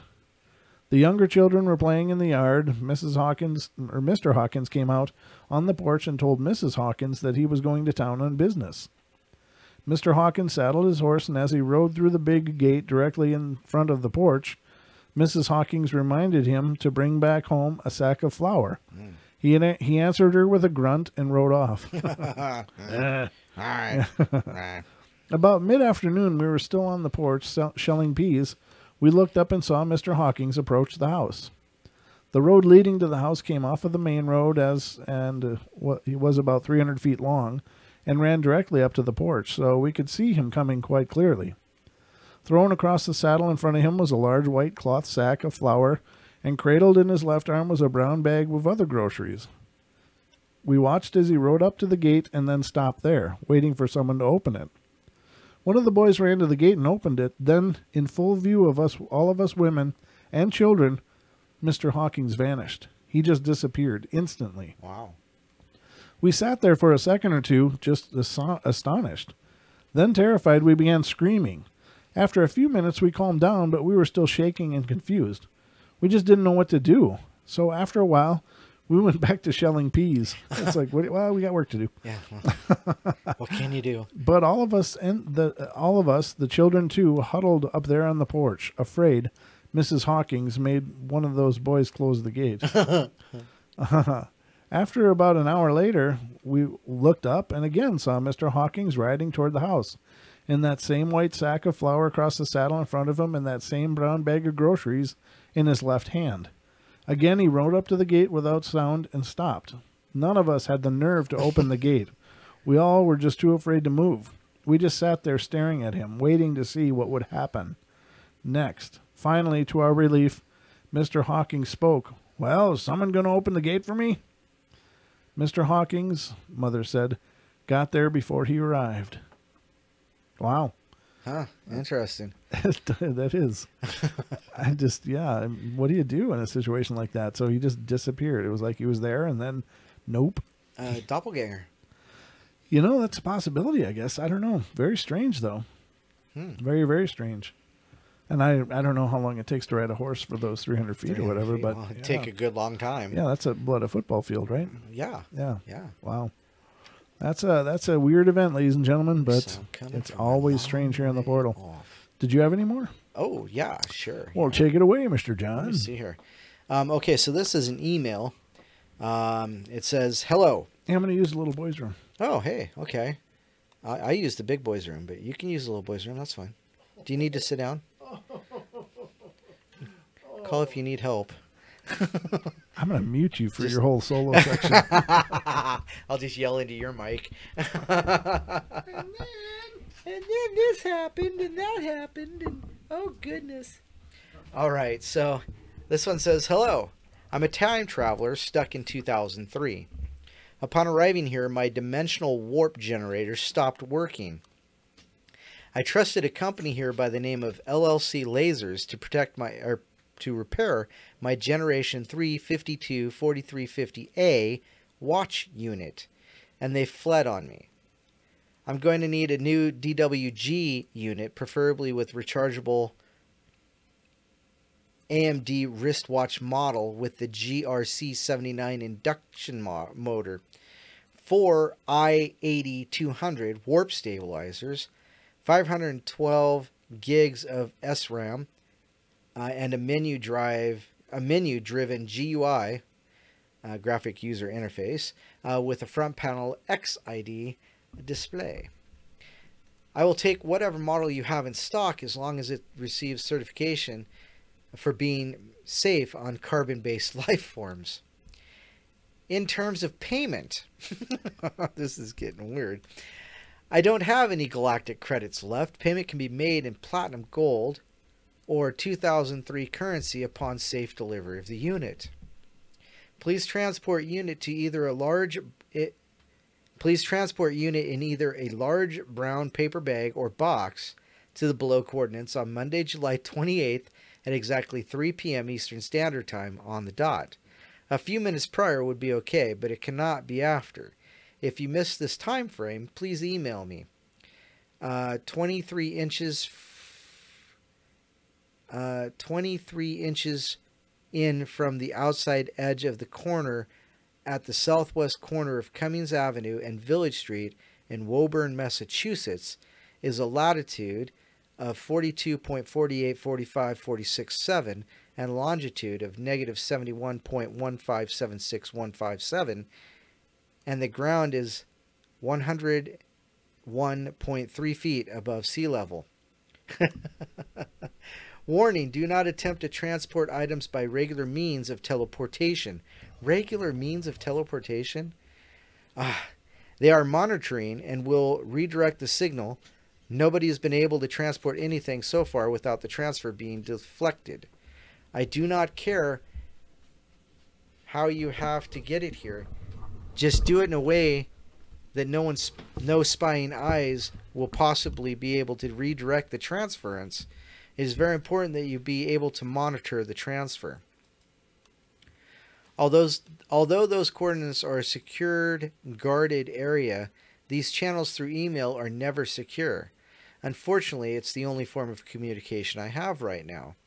After the unit has been sent, please email me at info@federalfundingprogram.com with payment instructions.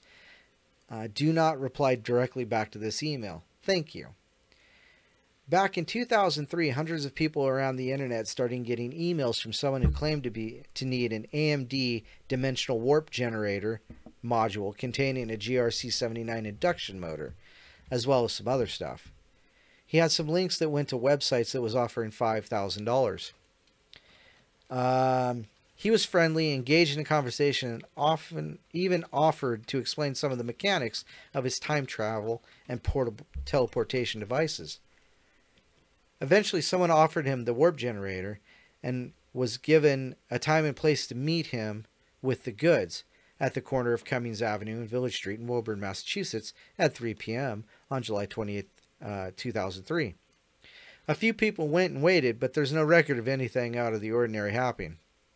Hopefully Bob or Tim got home. Failing that, is resting comfortably in a mental hospital. Oh boy, that's interesting. Let's see here. Let's do this. Oh, are you back? Oh, you're back. Hi. Yeah, please go ahead. I'm Sure. thrilled. That way I'm less likely to repeat a story. Sure. Air Marshal Sir Victor Goddard. I already read that one. Oh, fine. Oh, yeah, that was the one about the 11 years later. Yeah, well, And there's 3 the years one- later. but There's yeah. the one about the 2 reporters, Hamburg. Okay. Let's see here. How about Dr. Ronald Mallet? Okay. I don't know. That sounds familiar, but Oh, okay. Well, this is about a physicist, so let's do this. oh, there you go. Yes, that's an actual PhD this guy has. Ron, it may be Mallet or Malat, who knows? I'm going to go with Malat, actually, is a professor of physics at Connecticut University and one of the few scientists who admits to believing time travel is possible. His passion for the study comes from 2 men, his father who inspired him to pursue science and Einstein, both of whom died the same year. Using equations based on Einstein's relativity theories, Malat has come up with several experiments involving neutrons and circulating light beams, and possibly time travel. He says that if he got his experiments funded, he could have answers within a decade. For just $250,000, which is surprisingly cheap, all things considered, he says that he could get results. And that just isn't crackpot nonsense. His ideas are published in peer-reviewed journals. Oh, and then it goes into a Stephen Hawking's. Let's skip that. God rest ye merry gentlemen. So that was like the end of what I had. So there you go.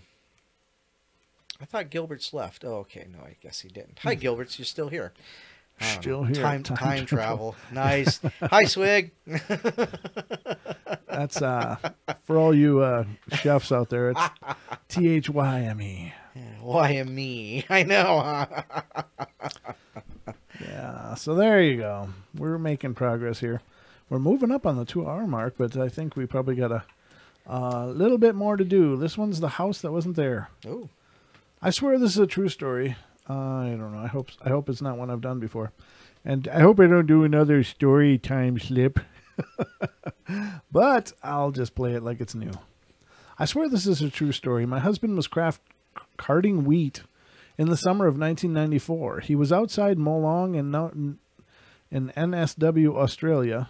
I don't know what NSW means. North, South, West. North, South, West, Australia. Northern Southwestern. I'm sure it stands for one of their... Well, Ken can tell us. Ken, what does NSW mean in Australia? I don't know. I'm not that worldly. Let me know if he comes in with something. And drove past a for sale sign on a farm gate along with the agent's details. Our 12-year-old son was with him.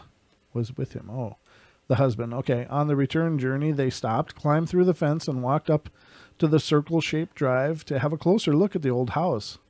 He said he could see through the window and found the old house old and abandoned. On his return home a few days later, we rang up the agent and asked for further details about the property, as we were interested in purchasing it. The agent had no idea what we were talking about and insisted that he had no properties for sale on that road. A week later, my husband and I drove to Molong to have a look at the farm ourselves. We drove up and down the whole road until we were almost to the next town.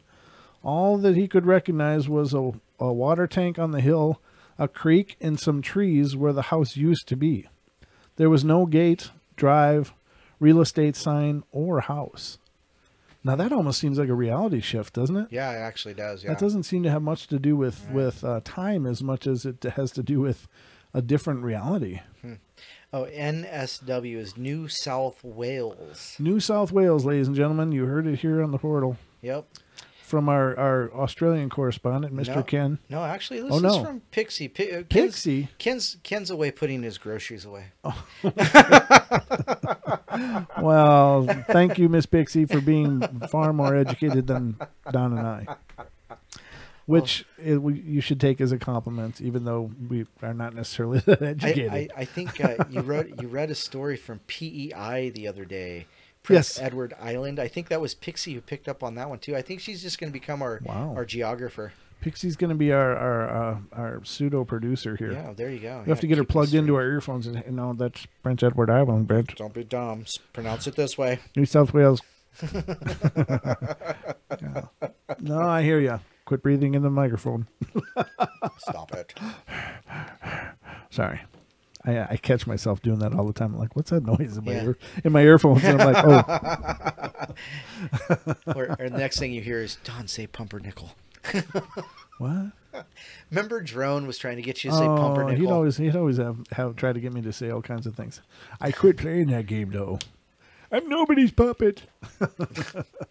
This happened when I was about 8. My friend and I were sitting on his yard while some kids drove their bikes down a downhill driveway.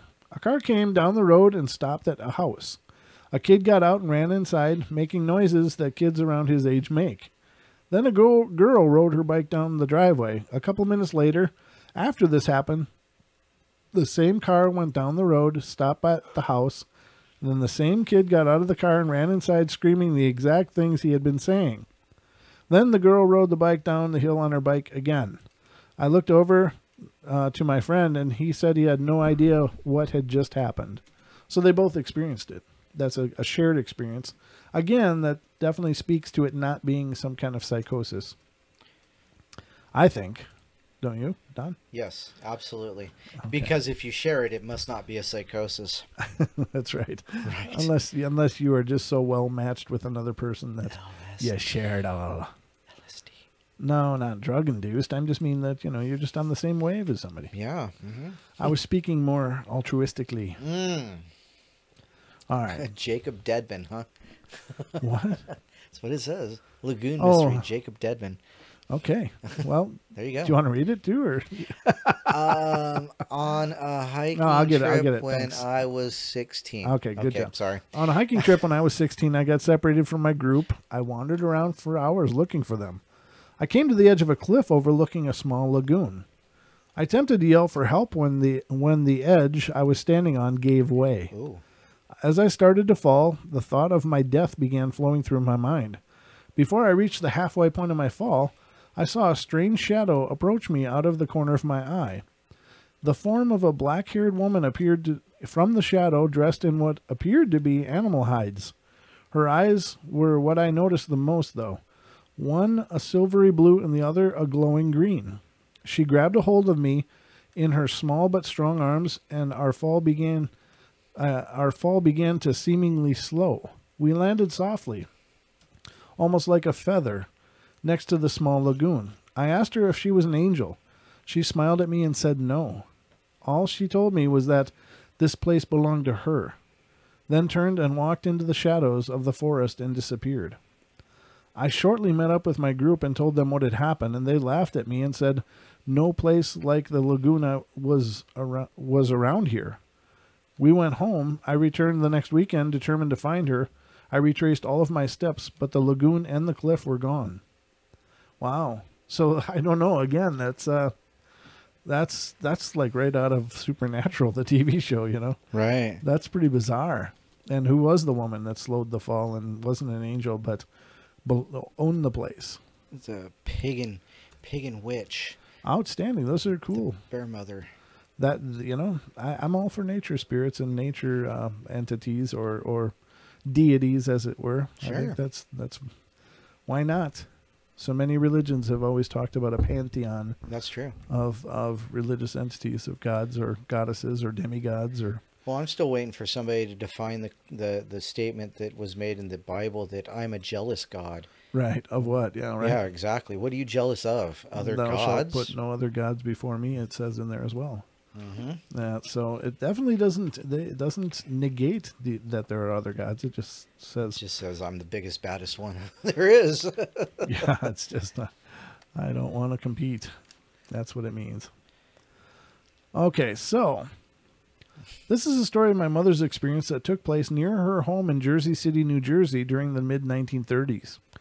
My great-grandfather, Valentine, was living in a boarding house a few blocks from his daughter. My grandmother, Sarah, one day, or his daughter, my grandmother, Sarah. Okay, so great-grandfather Valentine lives close to grandmother, Sarah. One day, Sarah got word that her father was not only about to be evicted, but he was to be committed to a mental institution. When she got to the boarding house, my great-grandfather was shaking and drooling. She looked at her dad and said, "Pop, do you want to come live with me?" Her dad inquired, "Do you have the room?" She implied, "We'll make the room." So my great-grandfather moved in with his daughter and her children. According to my mother, a few days after the incident, the boarding house and landlady disappeared. There had been no explosion. It was not torn down, not moved. It simply vanished as if it never existed. Wow. Interesting. You know, I think about that, and that's totally nothing to do with the paranormal, but I really love those cultures and in history where people took care of their family, you know. Right. I don't like this whole, you know, it's inconvenience. Let's put them in a nursing home. You know, my grandmother had dementia, and she lived a portion of that time in a nursing home, and it was just tragic. It was so sad. And I was too young and didn't have a place. But if I had had a place, I would have taken care of my grandmother. Yeah. Or at least I believe I would have. I don't know. I know some of those choices are too hard, or you can't provide the care that you need. Right. But, man, there's so many cultures out there where it's like it's a given. You're going to take in your grandparents when they can't take care of themselves, or your mother and father, you know. Mm-hmm. Oh, well, in a better world. I live in London, and it was late October 1969, and I was walking home late one Saturday night. I had to walk through an underpass, which is under the busy North Circular Road. It was cold and late, and I was surprised to see about 5 kids down there collecting pennies for the guy. Being as fireworks night, 5th of November, was soon.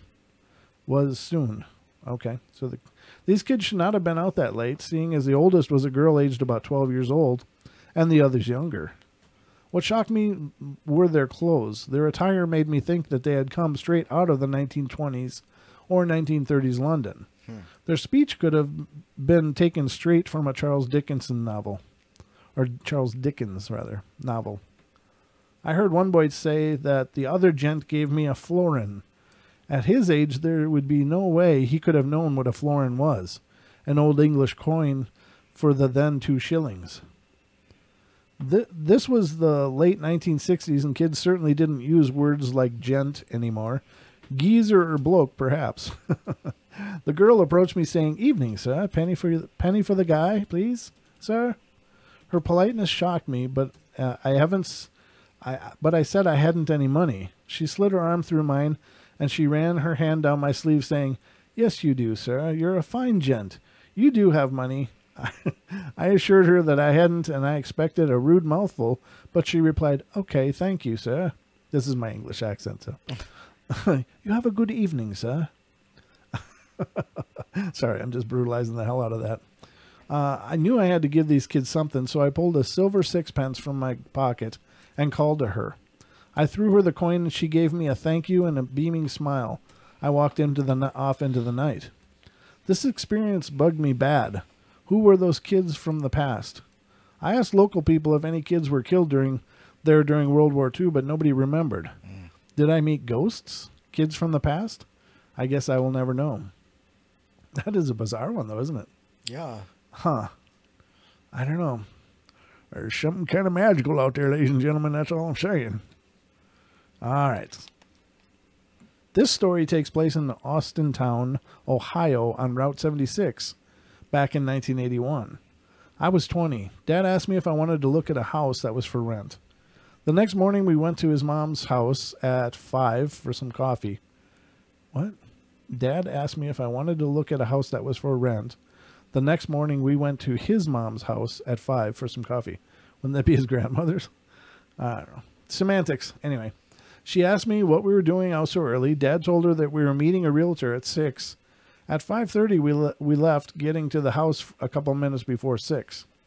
As we pulled in the drive, we noticed the yard had not been cared for. The house was a rectangular 2-story dwelling with front windows only on the 2nd floor. As we got out of the van, it was quiet, calm day, except for the 2 kids laughing in the backyard. We figured it was the neighbor kids from across the street. As we approached the back of the house, there was a swing set with 2 swings, and they were swinging in opposite directions but with nobody on them. There was laughter of a boy and a girl, another quick glance at the swings, and the swings were still. Dad asked if I had seen that, and I had. So you want to rent? Wonder why that's available. We proceeded back to the side of the house. We passed the garage. It had 2 wooden doors and a small glass panes. We looked in the window, and the garage had a dirt floor and was empty. We walked to the side porch. The door was unlocked, so we went inside. Dad turned on the switch, but no lights came on. I tried a few with no luck. The inside of the house was weird. There was a large room with doorways branching off. The living room was like none I had ever seen. It was about a 10 by 40 with no windows except for the small one in the door. I went back into where my dad was. He was trying to open the basement door, which was locked. Dad asked if I was ready to go. Instead of leaving, he went into the living room and stayed and stared out the front window for about 3 or 4 minutes. I was about to go upstairs when I got an eerie feeling, so I stayed in the main area. Dad then came out and asked if I was ready to go again. At that point, Dad made the remark that we hadn't tried that door. We had. It was locked, the locked basement door. He turned the knob and the door opened. The hair on the back of my neck stood up. Now I was getting scared. Dad flipped the light switch on, and it came on. I was wondering why the other lights didn't come on earlier. Dad proceeded to go down the steps, but I was leery. I went down. The basement was small. There was an old wringer washer and a loaded revolver on the lid. With a loaded revolver on the lid. Oh, boy. Wow. Got to do some laundry and protect yourself. It was like the silver and ivory handled cap guns that kids use today.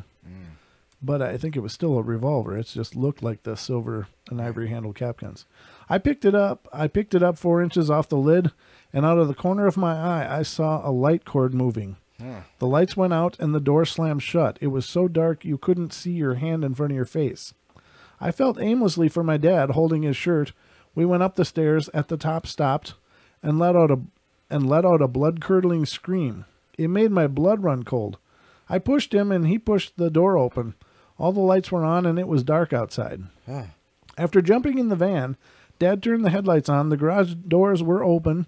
There was a lamb lying on the dirt floor with its throat slashed, jerking violently. Blood was running into the dirt. When we arrived back at my grandmother's, it was 2:30 a.m. Wow. She asked where we had been all day. We had lost 21 hours and 5 minutes in time in the basement. Wow. Later, we drove past the house and all the doors were shut and the lights were out. When I would ask Dad about what he had seen, he would cuddle in the corner and shake like a kid crying. Wow. To this day, I don't know what he saw, and I don't want to know. Since then, he has passed away, and I will never know. When I went back in 1987 to see if the house was still there, it was boarded up. There was a large FBI sign on the house stating that for your own safety, stay out. Wow. That sounds like a hell house there. Yeah, definitely. Don't go in the basement. Wonder if they require a security deposit. Wow. Oh my God. Does this house come with baby wipes? Does it include cable? Do we have good internet, or is that satellite stuff?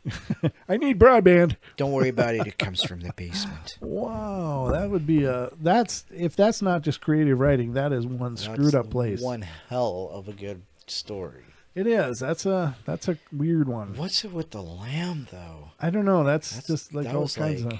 That one was like unexpected. Yeah. Oh my goodness! You remember on the old Scooby Doo's? Yeah. Like, I don't know. The sound effects from those days just killed me. Oh boy! I don't know, ladies and gentlemen, but it's the portal. So what can you do? All right, this one's another one. This happened in 1986 in New York on the road between White Plains and the Throgs Neck Bridge. I was traveling the road one afternoon on my way home from the White Plains to Bayside, Queens. The journey required me to travel the Hutchinson River Parkway, pay a 25-cent toll, and cross the Throgs Neck Bridge. The road before the entrance to the Hutchinson River Parkway was confusing. It was easy to miss the exit. I remember nervously looking at the 25 cents on the tray of my Volvo, wishing the toll would come sooner than it did so I could be on my way. That is when I missed the exit. I traveled about a half mile beyond it, and then in a panic I decided to back up on the highway and see if I could get the exit after all. I backed up with oncoming traffic behind me. Wow, that's desperation. Swerving the car to the shoulder to make the exit amid beeping and skidding, but I attained the exit with no damage. Just as I reached the Hutchinson River Parkway and got on it, I heard the siren. Really? Can't imagine that. It was a highway patrol car coming after me. I figured he had witnessed my crazy driving move. As I pulled over, I looked in the rearview mirror. The policeman was getting out of the patrol car. Was the scariest one I had ever seen.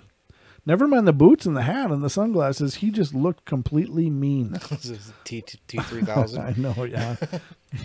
I looked down at my lap and said out loud, "Dear God, I'd rather be anywhere but here." I went into my pocketbook to get my license, and when I looked up, my car and I were sitting on the side of the entrance to the Throgs Neck Bridge, well beyond the Hutchinson River Parkway, which I hadn't driven yet. The 25-cent toll was still on the tray of my car. I had this funny feeling that I was frozen, and I did feel stiff, so I flexed my wrists, rubbed my eyes, and looked again. I was still on the entrance to the bridge, a good 20 miles beyond the Hutchinson River Parkway. In order for this to happen, my car and I would have had to have been lifted in the air, placed back down 20 miles up the road. After sitting for about 20 minutes in shock, I put the car in gear and drove over the bridge. Just beyond the bridge was my neighborhood. I always wondered what the cop saw. Did he see me vanish? Did it just unhappen for him? I will never know. Huh. Wow. There you have it, ladies and gentlemen. That was a cool story, too. These last ones were really cool. Yeah, I'm glad you found those. I am, too. God, I didn't know I needed to, but... find more. No, find more. Find more. It's after 9, brother. It's after 9? It's 9:08. Wow. Can you believe it? Time flies in the portal, ladies and gentlemen. Wow. It is the portal, after all. Hey, we got a new listener out there. Who's that? That would be Miss Mary Blodgett. Oh, yeah. I said hello to Mary when you were reading. Oh, I was reading. I said hello to her. Thanks for coming in, Mary, and Absolutely. thanks for being here, Yeah. part of the show, and thanks for your support and your kindness. And make sure to smash that like button, and make sure to subscribe. Absolutely. If you haven't already, I don't know. Oh, there she is. She said, "Hi, guys. Good." So that's cool, you guys, and it's quite a good turnout. I'm really pleased with the amount of you that found us tonight, and I don't know, Don, what do you got? You got anything else to read? I got this one thing, and it's, let's see here. This is actually about the time traveler from, 2030? Okay. So, and this is, been traveling around the interwebs. It says, time travel shock. Mysterious man from 2030 reveals classified government base secrets. And I'm sure people have read this before, but I thought it was interesting, so I'm going to read it. A mysterious man, only known as Noah, claims to have traveled from 12 years into the future, and now has finally told the world exactly how he became capable of such a feat. Noah first grabbed the world's attention last month when he suddenly appeared in online videos and revealed several eerie predictions about the future.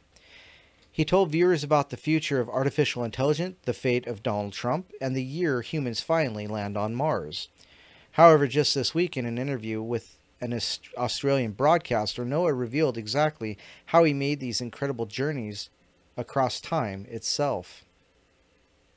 Speaking to baffled presenters on Australia's 7 News channel, Noah declared that he had been working for the government in the year 2030. He described a top-secret mission he was working on when everything suddenly went wrong and he was trapped in the wrong era. The self-proclaimed time traveler also explained how time traveling was developed at a mysterious government base which harnessed electricity to send people back in time. Noah explained, speaking from an undisclosed location, "I was on a mission with my co-workers when everything went wrong. We all got fired on the spot by the government midway through a time when we were not meant to be in. When I traveled, I put on special clothing in a giant dome, and electricity was able to transport me. The dome is in the middle of nowhere in a secret government facility." In a shocking development, Noah has also provided X-rays of his wrists that appear to show implants in his hands that he said was capable, that he said enable the capacity to time travel. He also reiterated his claim that artificial intelligence will take over the world within the next 12 years, and Donald Trump will get reelected as president in 2020. Noah also explained that humans would land on Mars by 2028, and even revealed that Martin Luther King Jr.'s granddaughter will be the future president of the United States.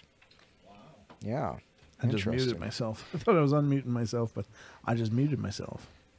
That's fantastic. There you go. So there you go. Martin Luther King Jr.'s granddaughter will become.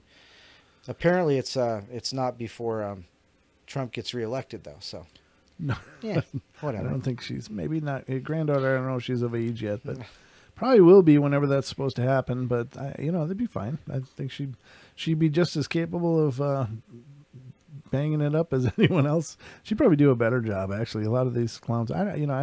I'm not anti anybody. I don't care. It's just whoever you are, just do a good job. I'm not party lined up like a lot of people are. So, divided into their camps. It's just like, I just want the best for everybody. Mm-hmm. Yeah. I don't know. I try to stay away from politics as much as I can because, well, first of all, I think it's all a lot of smoke and mirrors anyway, but there's a potential for things to be changing now, and I'm encouraged if that can happen, but if not, it'll be business as usual, and might as well stay occupied with things we love. Yeah, and those we love. Yep, yeah, absolutely.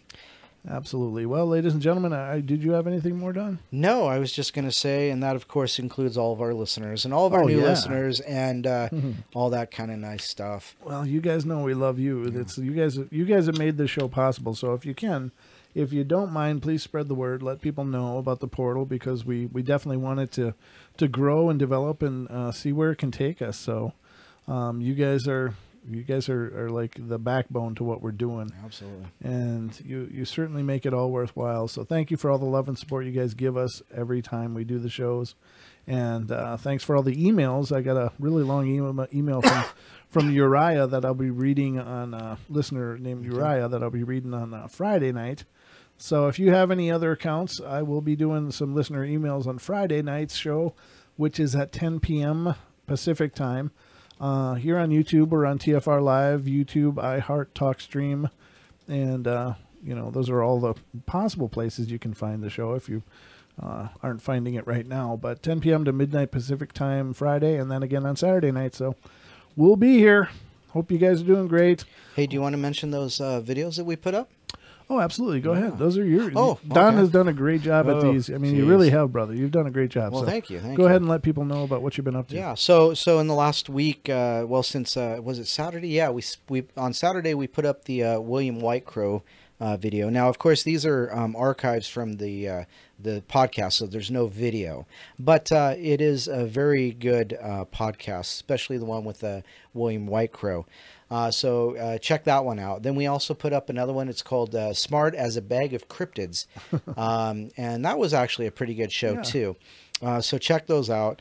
Last one was the EVPs. The EVPs, yeah. Voices Carry. Voices Carry. EVPs, Voices Carry. That one was just put up last night. Yeah, it was last night. And then we might be putting another one up here very, very shortly. And that's kind of a special one. It's almost a year ago, and it was my first appearance in the portal. John. I said John. Yeah, John Teeter. Here we go. You're spreading time again. My brain is always sliding through time. But no, that was Don's maiden voyage on the portal, and that'll be going live here shortly. Okay. I hope to get it up yet tonight, but if not, it'll be tomorrow morning. Yeah. But you can hear Don do his premiere performance on the portal, and he was a nervous wreck, but he did a nice job anyway. And here I am. And here you are. Now just a wreck, not nervous, just wrecked. Yeah, well, there's some things even the portal can't fix. That's true. Well, we love you all, ladies and gentlemen. Thank you so much. Subscribe, like the video, share the video if you want. Let people know about the portal. And find us on Facebook, facebook.com/Paranormal Portal Radio. Mm-hmm. Of course, I have a Brent Thomas page, and Don has a Don Longbeard page as well. Yep. And catch us on MeWe, too.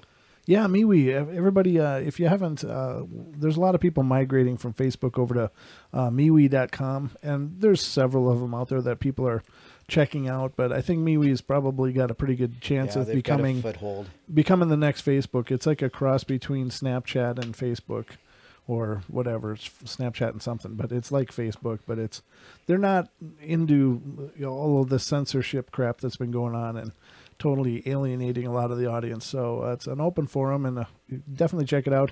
If you do, I don't have a Paranormal Portal page there, but I do have a Brent Thomas page. Don has a Don Longbeard. I think is Don Longbeard 9 or something. Right. Don Longbeard 1. Don Longbeard 1. Oh, you're the first. Yeah, 9 is my Facebook page, actually. Oh, Don Longbeard 9. See, there's been 9 incarnations. Yes, thank you. Yeah. Yeah, apparently my brain went back with the first one. We're time slipping all over the place. Forget this guy. We don't like this one. Ever seen the movie Idiocracy? Or no, it's Synchronicity, but okay. Well, whatever the case. But if you want to check us out, definitely do that. Make a MeWe page. Check us out. And we love you all. And we will be back on Friday night for more of the mayhem of the Paranormal Portal, ladies and gentlemen. We'll see you then. See ya.